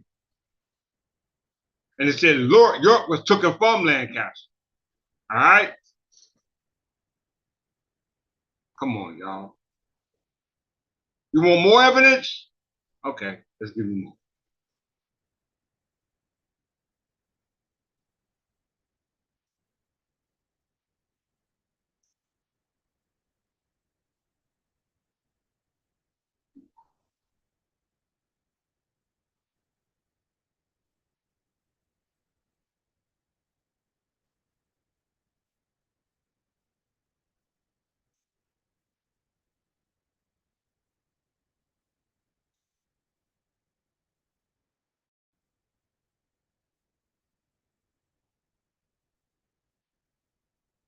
Wait a minute. I better go get y'all popcorn for this one. I'm telling you. Y'all better go get y'all popcorn for this one. They're supposed to be in England, though. All right? We know the Renaissance humanist keeps portraying these events that happened in England as a result of the War of the Roses battle in Bosworth, which decimated the origin and the history and the customs and the traditions of the Plantagenet crown. All right? Yes, the Plantagenet crown, who was warned with all those people who had a conflict with them, the Spanish, the French, the Capitan dynasty, the Carolingians, the Merovingians, Clovis I, all of them have a history over here in North America because those were the monarchs ruling here at the time. Yes.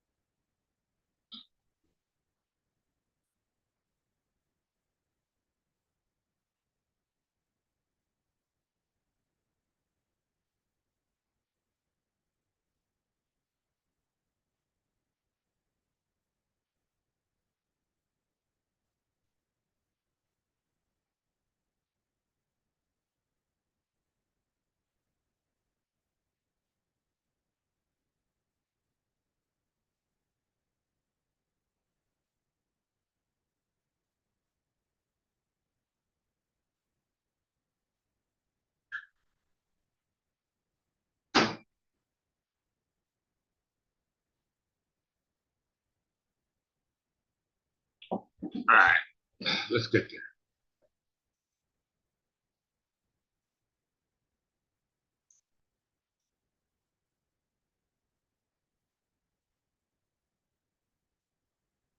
All right, listen. Now, this is what goes on here.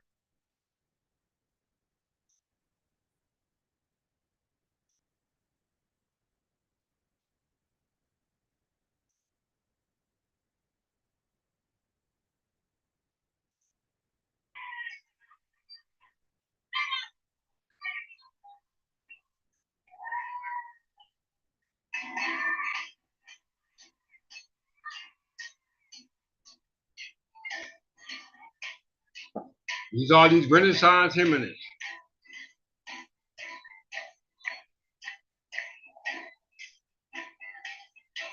Look at the Crusader here. All right. Let's find another one.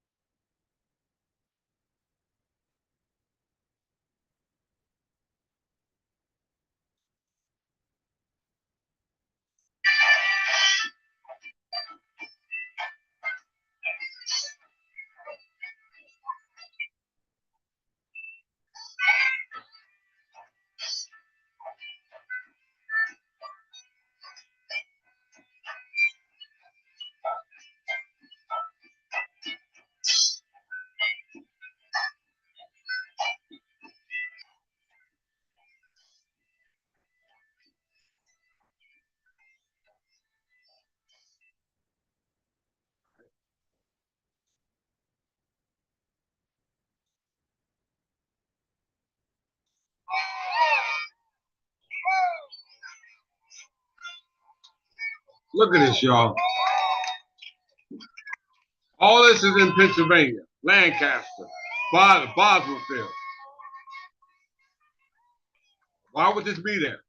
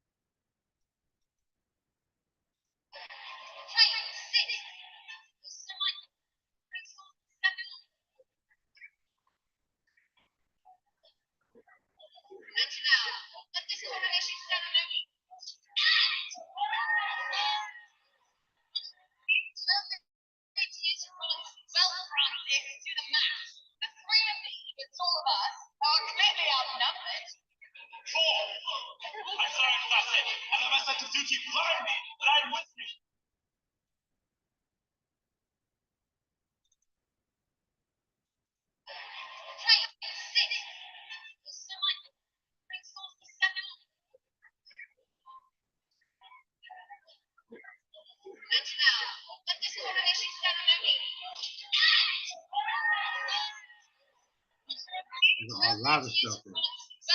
Fast shows and everything. Look at this one.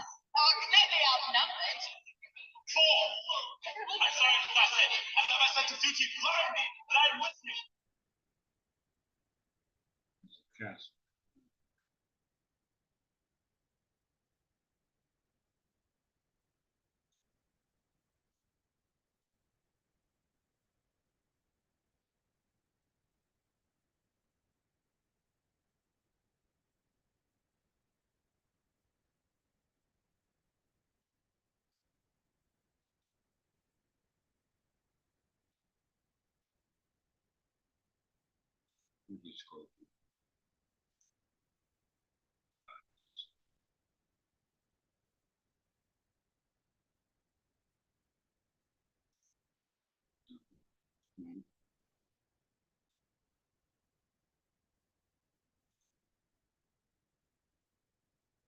Keep trying to get the pictures because I got more stuff to go. As you can see, the image is there. All right. As you can see, all this is going down in Boswell, Pennsylvania. All right. All right. Renaissance replicating what took place in the events that happened in the so-called days of what we call the Dark Ages. All right. Which was nothing more than the forgetting of your history. All right. The forgetting of your history. They had a castle in there. All right. For the second time, we're going to move forward. All right.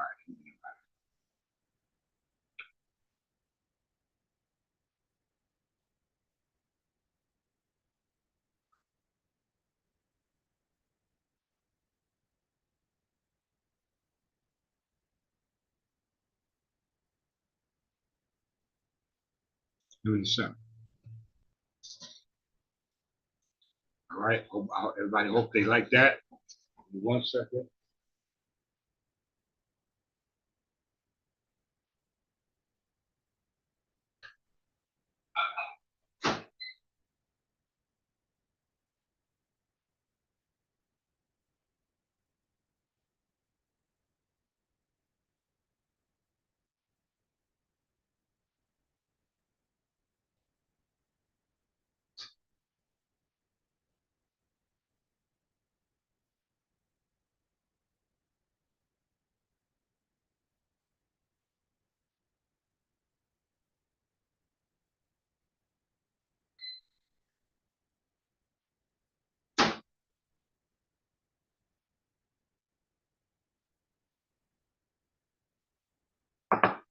So we see that Henry VIII usurped the crown by right of conquest, right? We see that, all right? And Henry VII claimed himself King of the Church of England.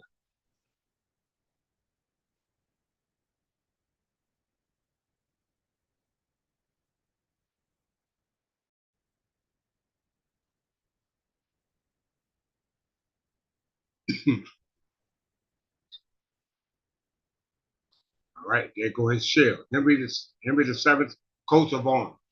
My last couple of lectures, I did it with this crest and coat of arms. Henry VII. All right? If y'all didn't notice. Very important. Now, why is this important? Henry VII was of the Lancaster branch. Okay? He was of the Lancaster branch.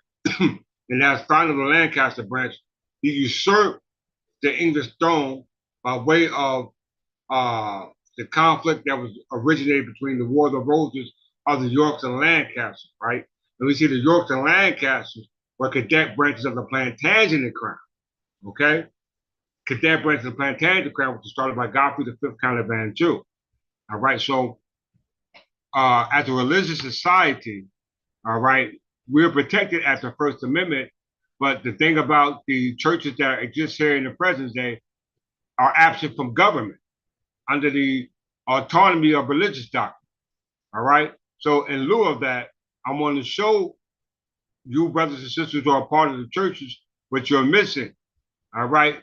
The brother who was telling you to get out of the church, he did it on good initiative, but lacked the understanding of why it should be done, which I'm going to show you in case law. All right. I'm going to show you in case law. Yes, you do.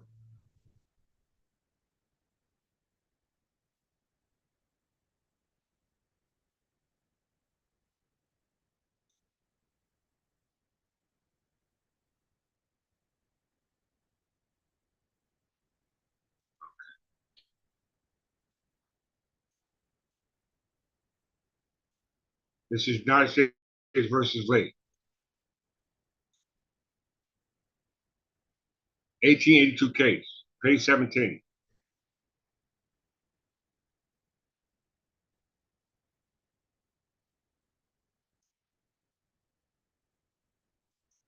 But little weight can be given to decisions of the English courts. This branch of the subject for two reasons. So when you say English court, this is associated with government, all right? So that means that they're not talking about what Thomas Jefferson presented to the Virginia burghers, to separate the king's government from the government of the king, all right? And allow them to act outside of government control to be able to continue on with the interests of slavery through religious doctrine, all right? Which gives you no protection at law because they're given autonomous jurisdiction to do whatever the hell they want to, all right? Without even the aid of the king, because they're under some spook god, all right? Some spook god. And then they put that spook god and put people who portray that spook god to be the shepherd over the flock, as we've seen in the two videos I played earlier, all right? Let's see. It said, but little weight can be given to decisions of the English court on this branch of the subject for two reasons. All this deals with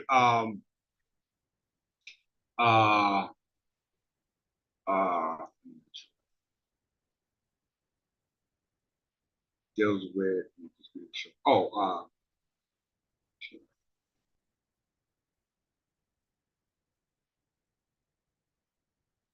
yeah, being government has no government agencies or government officers or any member at that right can be sued. The United States can be sued because they only sue in the name of the United States, who are made up of the officers who make up the departments of what we call the United States.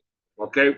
Very important to understand that. And they can be sued when they have in their possession property that don't belong to them, that belongs to somebody else who have yet to prove it. Okay? Yes, the United States only holds the land by way of acquisition of sovereignty, and all as a result of the property being exceeded as a result of an interstate, because it's assumed that ain't no heirs here to reclaim the property by way of right of reversion and remanagement of the estate through what we call the statute of dispensation, all right? Not by no last will and testament.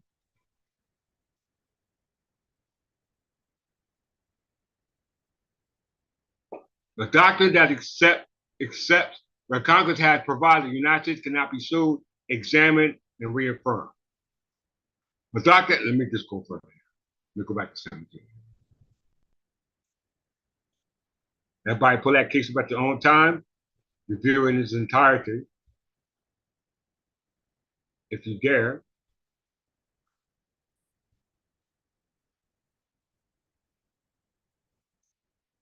But little weight can be given to decisions of the English courts, this branch of subject for two reasons. In all cases, where the title of property came into controversy between the crown and a subject, whether held in the right of a person who was the king or a representative of the nation, the petition of right presented a judicial remedy. A petition of right is a right of redress before the king in the king's court, i.e. the king's bench, all right? Not the Star Chamber that you're subject to right now, all right? That came under the authority of Henry VII, all right?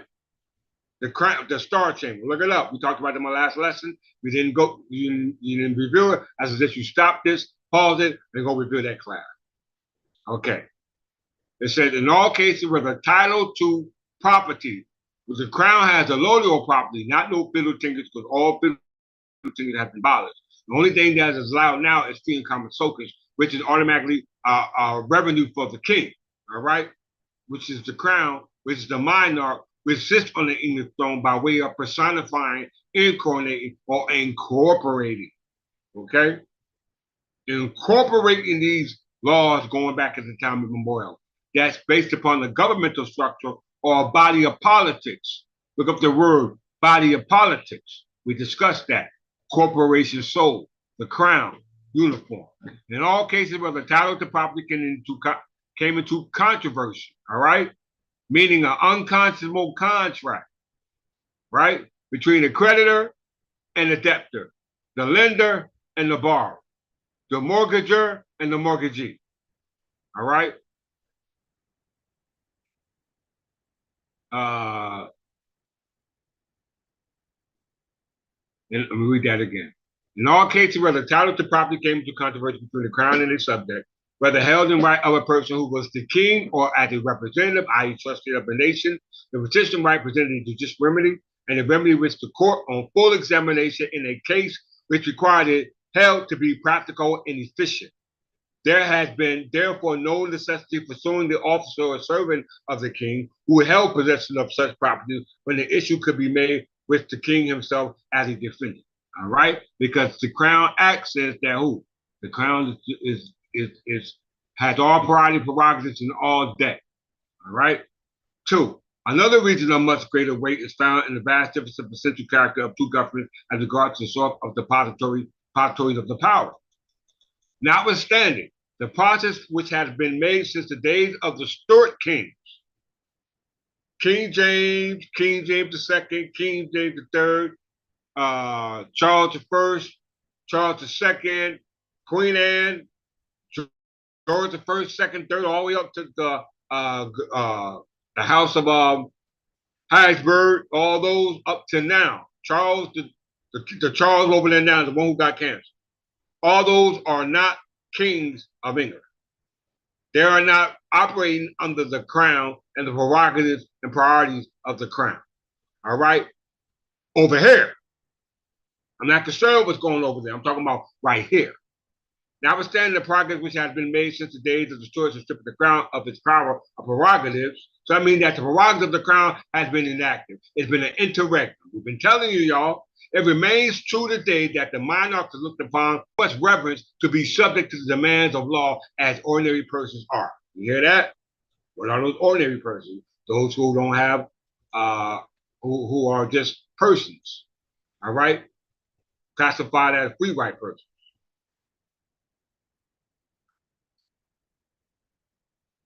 It says, upon which true reverence to be subject to the demands of the law as ordinary persons are, the king loving nation will be shocked at the spectacle. You hear that? The king-loving nation will be shocked at the spectacle of their queens being turned out of her pleasure garden by a writ of ejectment against the guard. You're all being ejected from your garden, i.e., your estate of inheritance, by way of what they call easements. Everybody claiming having an easement in your property by way of their assuming that you owe them something based off that contract you hold agreement, which is an unconscionable contract if you are English, because you own the land and everything upon it. That means buildings, fixtures, etc. The crown remains the fountain of honor.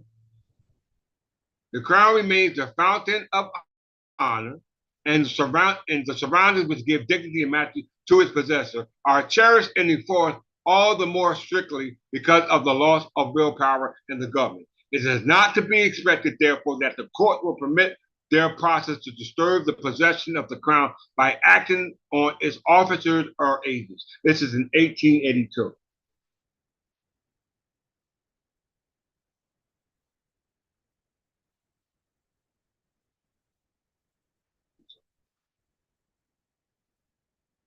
We got a more watching folks.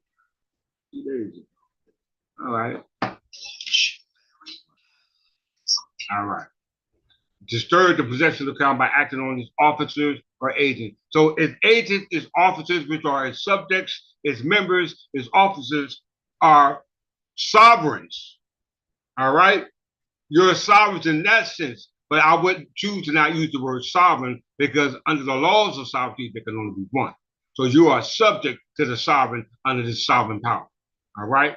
Under our system, the people who are there called subjects are the sovereigns. I said it. Their rights, whether collective or individual, are not bound to give way to a sentiment of loyalty to the person of the minor. This is how they're thinking now. All right? The citizens here know no person, however near to those in power or however powerful himself, to whom he need yield the right which the law secures to him when it is well administered. Ain't no law being administered because ain't no government administering the law of God, because God and church and the state have been separated. God's head is the church, all right, which has their own government, all right? I got a case law to validate, all right? And we ain't talking about no abstract government. We're talking about a concrete government, all right? When he is one of the courts of competent, when he is in one of the court of competent jurisdiction, has established his right to property, there is no reason why defense to any person, natural or artificial, they recognize both, not even the United States, to prevent him from using the means which the law gives him for protection and enforcement of that right. Another class of case in English courts in which attempts have been made to subject the public ships and other properties of foreign and independent nations found within English territory to their jurisdiction is also incapable to this case. For both by the English courts and ours, it has been uniformly held that these were questions and decisions of which, as they might involve war or peace, must be primarily dealt with by those departments of the government which has the power to adjust them by negotiation or to enforce the right of the citizens by war. You hear that? To enforce the rights of the citizens by war. In such cases, the judicial department of this government follows the actions of the political branch and will not embarrass the latter by assuming the antagonistic jurisdiction. All right? Let's move here.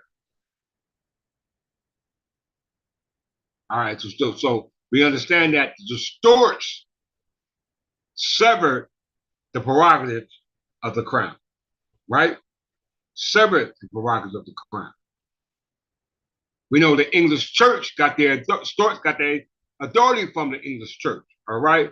So this is why we call ourselves the English Third Temple Church of England, because our church is a temple, i.e. a monastery, because we know that the English church, going back to 597, was converted to Christianity under the Church of England, which under Thomas Jefferson, that power was preserved colorably as a result of them separating from the de jure government versus or contrast to a de facto government. How we know that? Let's go to the English Benedictine Reformation. Because the English Reformation was done by right of conquest by Henry VII, who gave power to the Stuarts to do all that had been done at this present moment. All right? Just like they did in 597 by the conversion of the Anglo-Saxon Christianity by Pope Gregory XIII by Pope Gregory I, which was the reason for the English Benedictine Reform in the 9th century by our Jesus Christ, who wanted the reincarnation of, in this day and time, King Edgar Jefferson, or King Edgar the Peaceful, because yes, Jefferson means peaceful place. All right? English Benedictine Reform. Hold on, please don't tell me.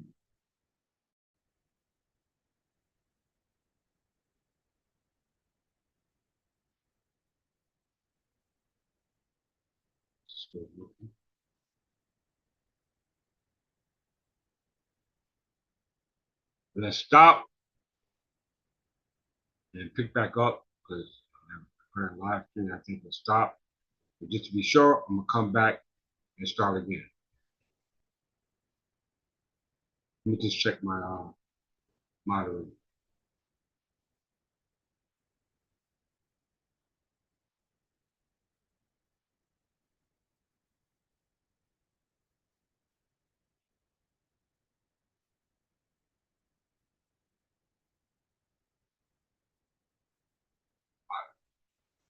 Okay, let's start.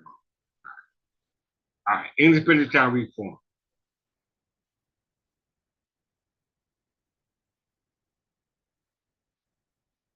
Trying to search you find me.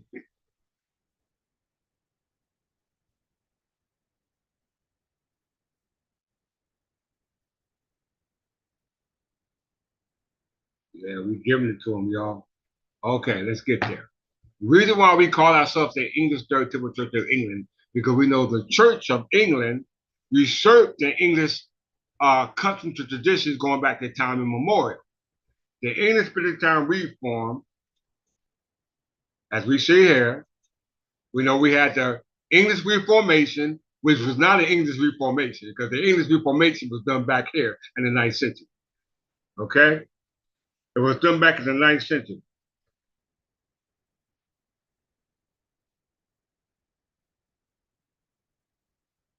It was done back in the 9th century by King Edgar Jefferson, or our Jesus Christ. The English Benedictine Reform, monastery reform of the English Church, specifically. Let's say English Church and see if it takes it to the Church of England. No, it don't. All right? So we can know we're being specific. The English Church in the late 10th century, not the 5th, 6th century, when we were converted into Christianity, that's why the Benedictine Reform took place in the late 10th century, which was religious and intellectual movement in the later Anglo-Saxon period. In the mid-10th century, almost all monasteries were staffed by secular clergy. You hear that? Who were often married. The reformers sought to replace them with celibate contemplative monks following the rules of Saint Benedict. That's why we don't have all the problems that the Southern Baptist Church is having today. All right? We don't have those problems. All right? Very important. In the 7th century and 8th century England, most monasteries were Benedictine, meaning they followed the concept of Saint Benedict from Nursia. All right? And in the 9th century, learning and monasticism declined severely. Alfred the Great, king of the Wessex, all right, deplored the decline and started to reverse it. The court of Æthelstan, noble stone, the first king of the whole of England, was a cosmopolitan and future reformer such as Dunstan and Æthelwold, who learned from the Continental exponents of the Benedictine monasticism. The English movement became dominant under our Jesus Christ, King Edgar, Richard Spears, which means spear-sided, which is the descendants who supported the expulsion of the secular clergy from the monasteries and cathedral chapters and their replacement with monks. The reformers had close relations with the crown, furthering its interest and depending on its support. Y'all must understand that. So you have to come out of these churches. You have to come out of them.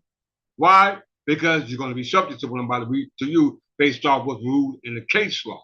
Let's go there.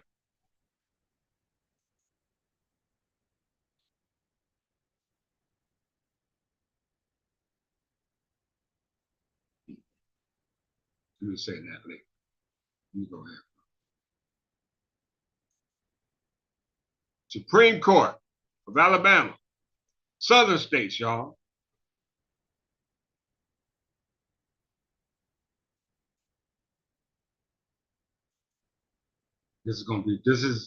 This is like my gift to my English heirs and successors. All right. This is my gift to y'all. 3 cases. All right. 3 cases, 2013 and 2014. All right. Ex parte First Exchange Bank. This is a class action. A petition for a prerogative writ, such as a writ of mandamus, which is the prerogative of the king, which they gonna deny because they ain't the king. Against First Exchange Bank class action suit at Butler Circuit County, which is in Kentucky. All right, it's in Kentucky.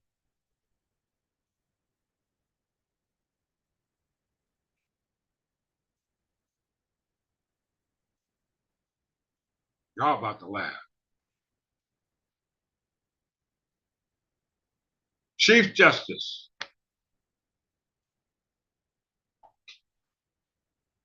Chief Justice concurring expressly. I concur with the decision of the court to deny the petition for a writ of mandamus. I write specially to explain my reason for denying the petition. The petition delay in moving to strike the demand for a jury trial and the unconstitutionality of pre-dispute contractual jury waivers as a violation the right to a jury trial. Most of the waiver of a jury trial you'll find in every contract. I don't care what the contract is. A waiver of jury trial. Waiver, you see it, EEOC complaints, banking statements, wills, whatever it is, they have a jury waiver trial in lieu of favor of administrative proceedings. All right. And the petitioner had a problem against that. All right. The appellees moved to strike the defendants for moving for his petition for writ of mandamus, even though it was denied. But the reason why it was denied as a result of him not filing the motion, to strike in time. Let's read it for ourselves. Delay in moving to strike jury demand. First Exchange Bank, Farmers Exchange Bank, and Dan Thomas defendant below the petitioner seek a writ of mandamus directing the trial court to enter an order striking the jury demand of Thomas Henry and Darley Henry, the plaintiffs below. This is based off a mortgage deed. All right, this is dealing with a mortgage, y'all. Facts and procedural history. On November 18, 2018, Henry executed a real estate mortgage in favor of First Exchange Bank of Breton in Britton, Alabama, a division of Farmers Exchange Bank. The mortgage contains the following provisions. Waiver of a jury trial to the extent not prohibited by law. Mortgagor and lender knowingly and intentionally waive the right which the party may have to a trial by jury with respect to any litigation arising from the second secured debt or any other agreement executed in the matter of fact. Let's go back. I want to do this one. All right. I want to go to this one right here. Let's go ahead. Part itself. I want to backtrack. Let's go ahead. Will McRaney versus North American Mission Board of Southern Baptist Convention, because that's what we were just talking about. All right. The Southern Baptist Convention, the SBC, those who helped institute slavery for all those misnomer as Negro, Black, Colored, and Ethiopian. All right. By white Southerners. All right. Which were naturalized under the Naturalization Act as white people, free white people. All right.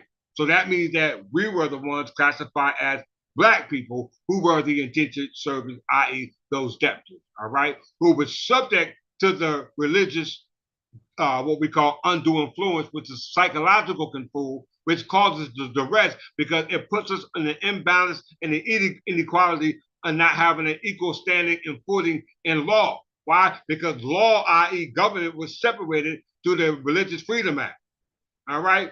Our freedom comes through our relationship with God. All right, not with man, because man don't act like God because he's making laws for artificial people. So if that means if you're making law for artificial people, that means you're trying to play God. Can we all agree? All right, so this address this issue because we know the pastor said he's calling all people out of the Southern Baptist Church, all of them. But let's see why. Okay, this issue is still going on. This case was filed November 25th, 2020. All right? Fifth Circuit. Fifth Circuit United States Court of Appeals. All right? This appeal court handles the southern divisions. All right? Let's get a little background and syllabus of this case. Very important.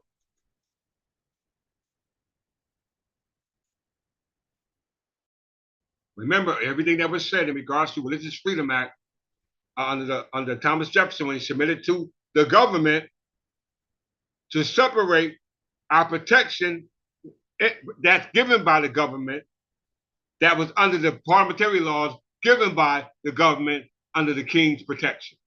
All right? Because we know under the Articles of Confederation, they gave to the states gave their sovereignty or surrendered their sovereignty to the Articles of Confederation, as we see in Article 6 of the state's constitution, that all debts engaged in before the creation of the Constitution are still in place.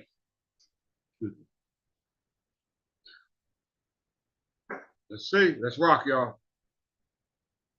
If religious liberty under our Constitution means anything, it surely means at least this much: that the government may not interfere in internal disputes over who should lead a church. Okay, this is what does it say? No religious test is required.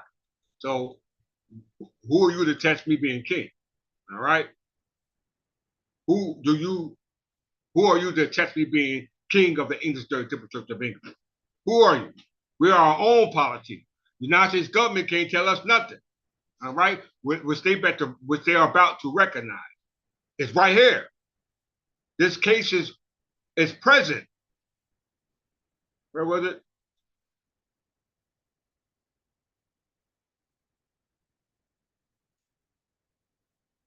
(2020). All right, 2 years ago. Dealing with the same issue we just talked about in the opening up of this class. All right, about the institutions of slavery in the church, not in chains, but in your psychological minds. And they protected that slavery by way of creation of the First Amendment. Okay? This is how they did it. If religious liberty under our Constitution means anything, this is them trying to justify or qualify the First Amendment, all right, to justify it. And our mindset is not to attest it, because we get to believe in whatever the hell we want to believe in, all right? Which is the case today. You can believe that we were going around with animal heads on our face, or I don't care what it is, take your pick. You know what I'm saying? But my job is not to deal with that. My job is to deal with the affairs of the English people. And this is in regards to our understanding that you could not separate government and religion.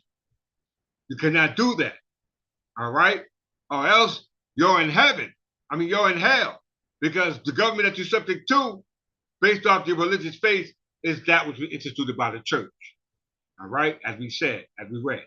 If religious liberty under our Constitution means anything, it surely means at least this much: that the government may not interfere in internal disputes over who should lead a church, especially not when the dispute is due to conflicting visions about the growth of the church. But it turns out that nothing is sacred, but that is precisely what we are doing here. The fact that this issue has been brought before the Fifth Circuit Court shows you that they are violating the First Amendment, religious autonomy doctrine. Okay?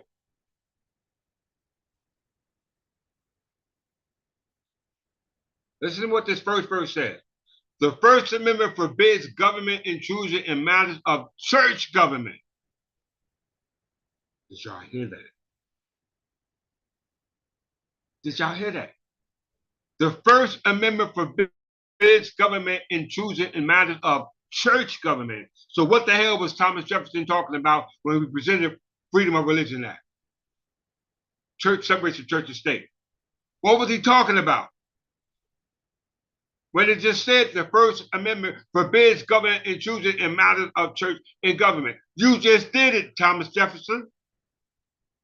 It secured church autonomy with respect to internal management decisions that are essential to the institution's central mission. And a component of this autonomy is the selection of the individuals who play certain key roles, i.e., officers, subjects, members, etc., whatever the case may be.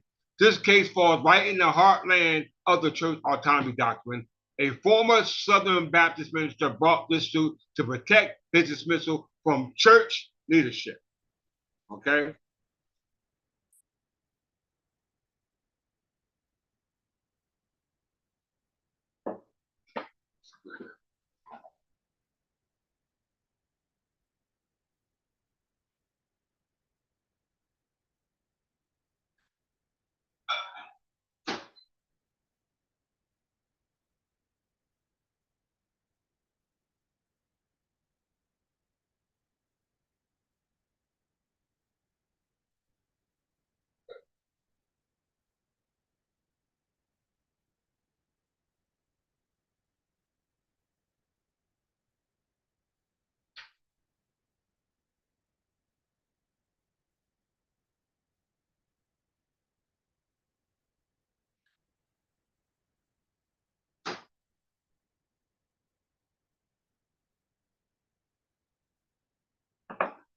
I see why we ain't got no questions. How can you question this? How can you question this?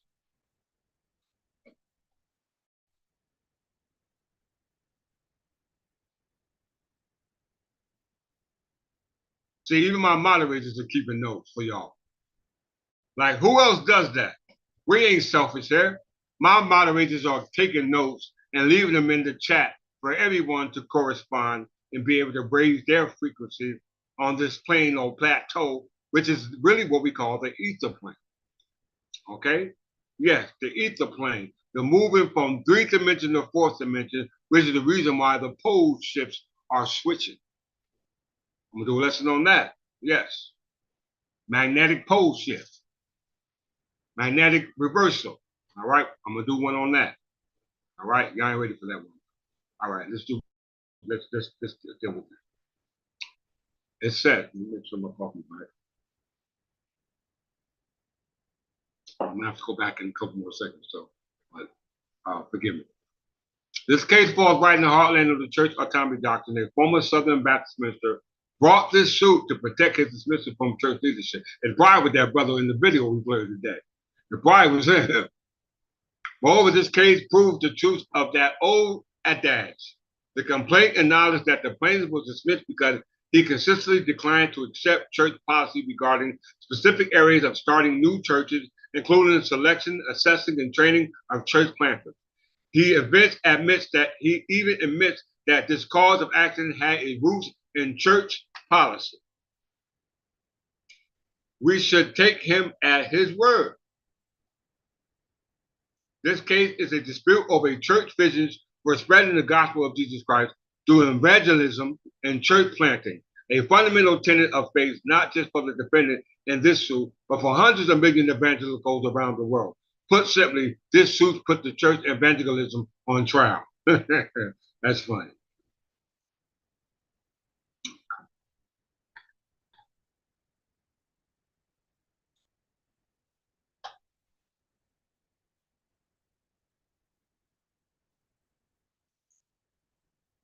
Put the church on trial.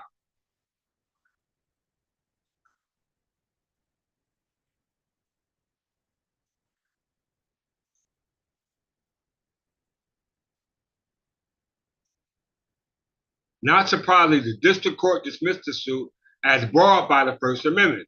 We should have affirmed that decision, but the panel did the opposite and respectively dissent from the denial of the hearing in banc. In banc means being heard by a panel of judges.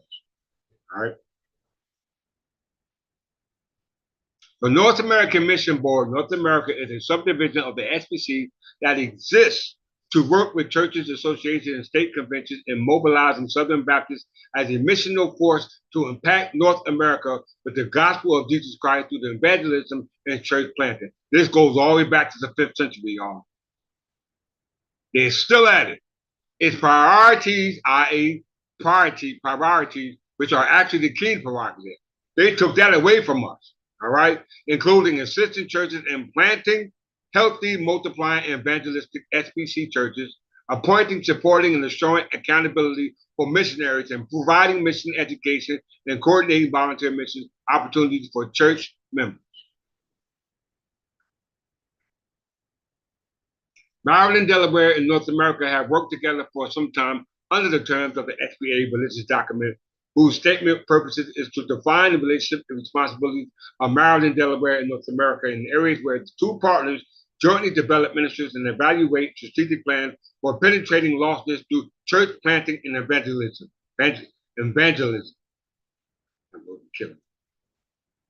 Prentice Will McGraney is an ordained minister. As the former executive director of Maryland Delaware, he guided the direction of the ministry and organizations, as well as the screening and managing of all staff.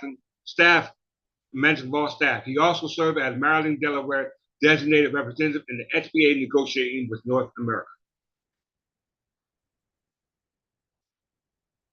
In 2014, North America drafted a new SBA document that gave North America more control over the financial resources and the hiring, supervising, and firing of staff positions of the state convention. North Americans then being pressuring Maryland, Delaware, and McGraney in particular to accept the new SBA document, but McGraney consistently declined to accept the newly written SBA. He viewed the proposed SBA as a weakening of the autonomy of the Maryland, Delaware, and the relinquishing of all control to North America and the specific areas of starting new churches, including the selection, assessing, and training of church planters.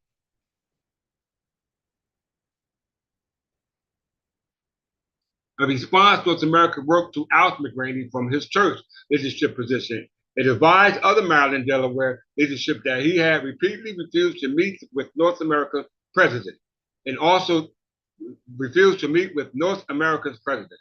I don't know if they're talking about the president of the United States or the president of this mission. It could be both. And also threatened to withhold all funding from the Maryland, Delaware, unless Maryland, Delaware dismissed McGraney and accept the new SBA.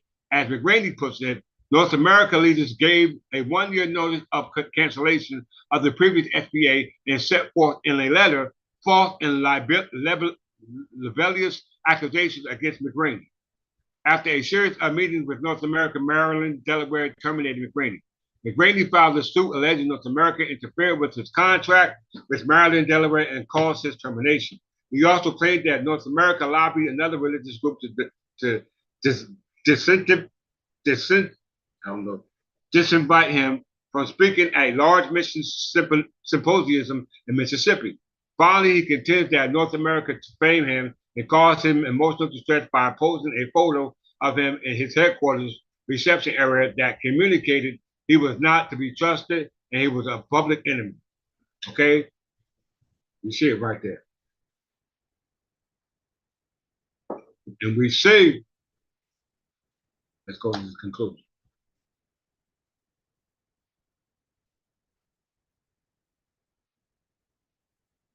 Let's just read a little bit of part 2.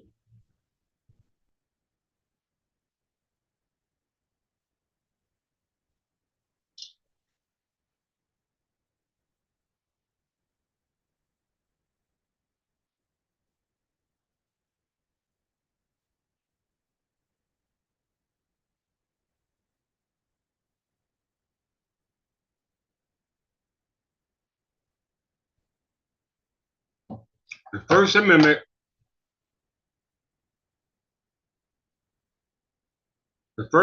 protects the right of religious institutions to decide for themselves, free from the state interference matters of church government, as well as those of faith and doctrine. Now we know under the Religious Freedom Act that there is no government, all right, in regards to dealing with the courts, etc.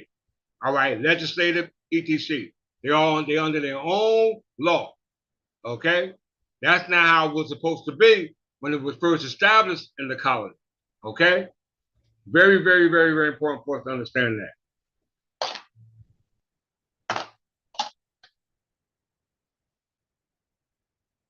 Let's see why. So we understand that the argument brought forth by the employee of the SBC in regards to the contract, which was unconscionable to us, but it wasn't based off the agreement that he signed or made or agreed upon consciously. All right?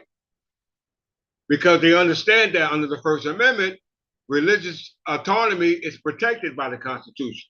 All right? That was their intention, to not have any government restraints on religious affiliations, which were all subject to the institution of slavery as a result of the land being ceded to the state, which was a religious institution based off their faith that they adopted at that time, which was the majority of the Protestant sects. And then they spread that through the succession of territories that were accommodated by, that were acquired by acquisition of sovereignty through prescription of sovereignty. All right, because we know all the other lands that the so-called black man stepped on that was under the authority of the crown, i.e. English, he was a free man. All right, he was free. Somerset versus Stuart. We must understand that, y'all.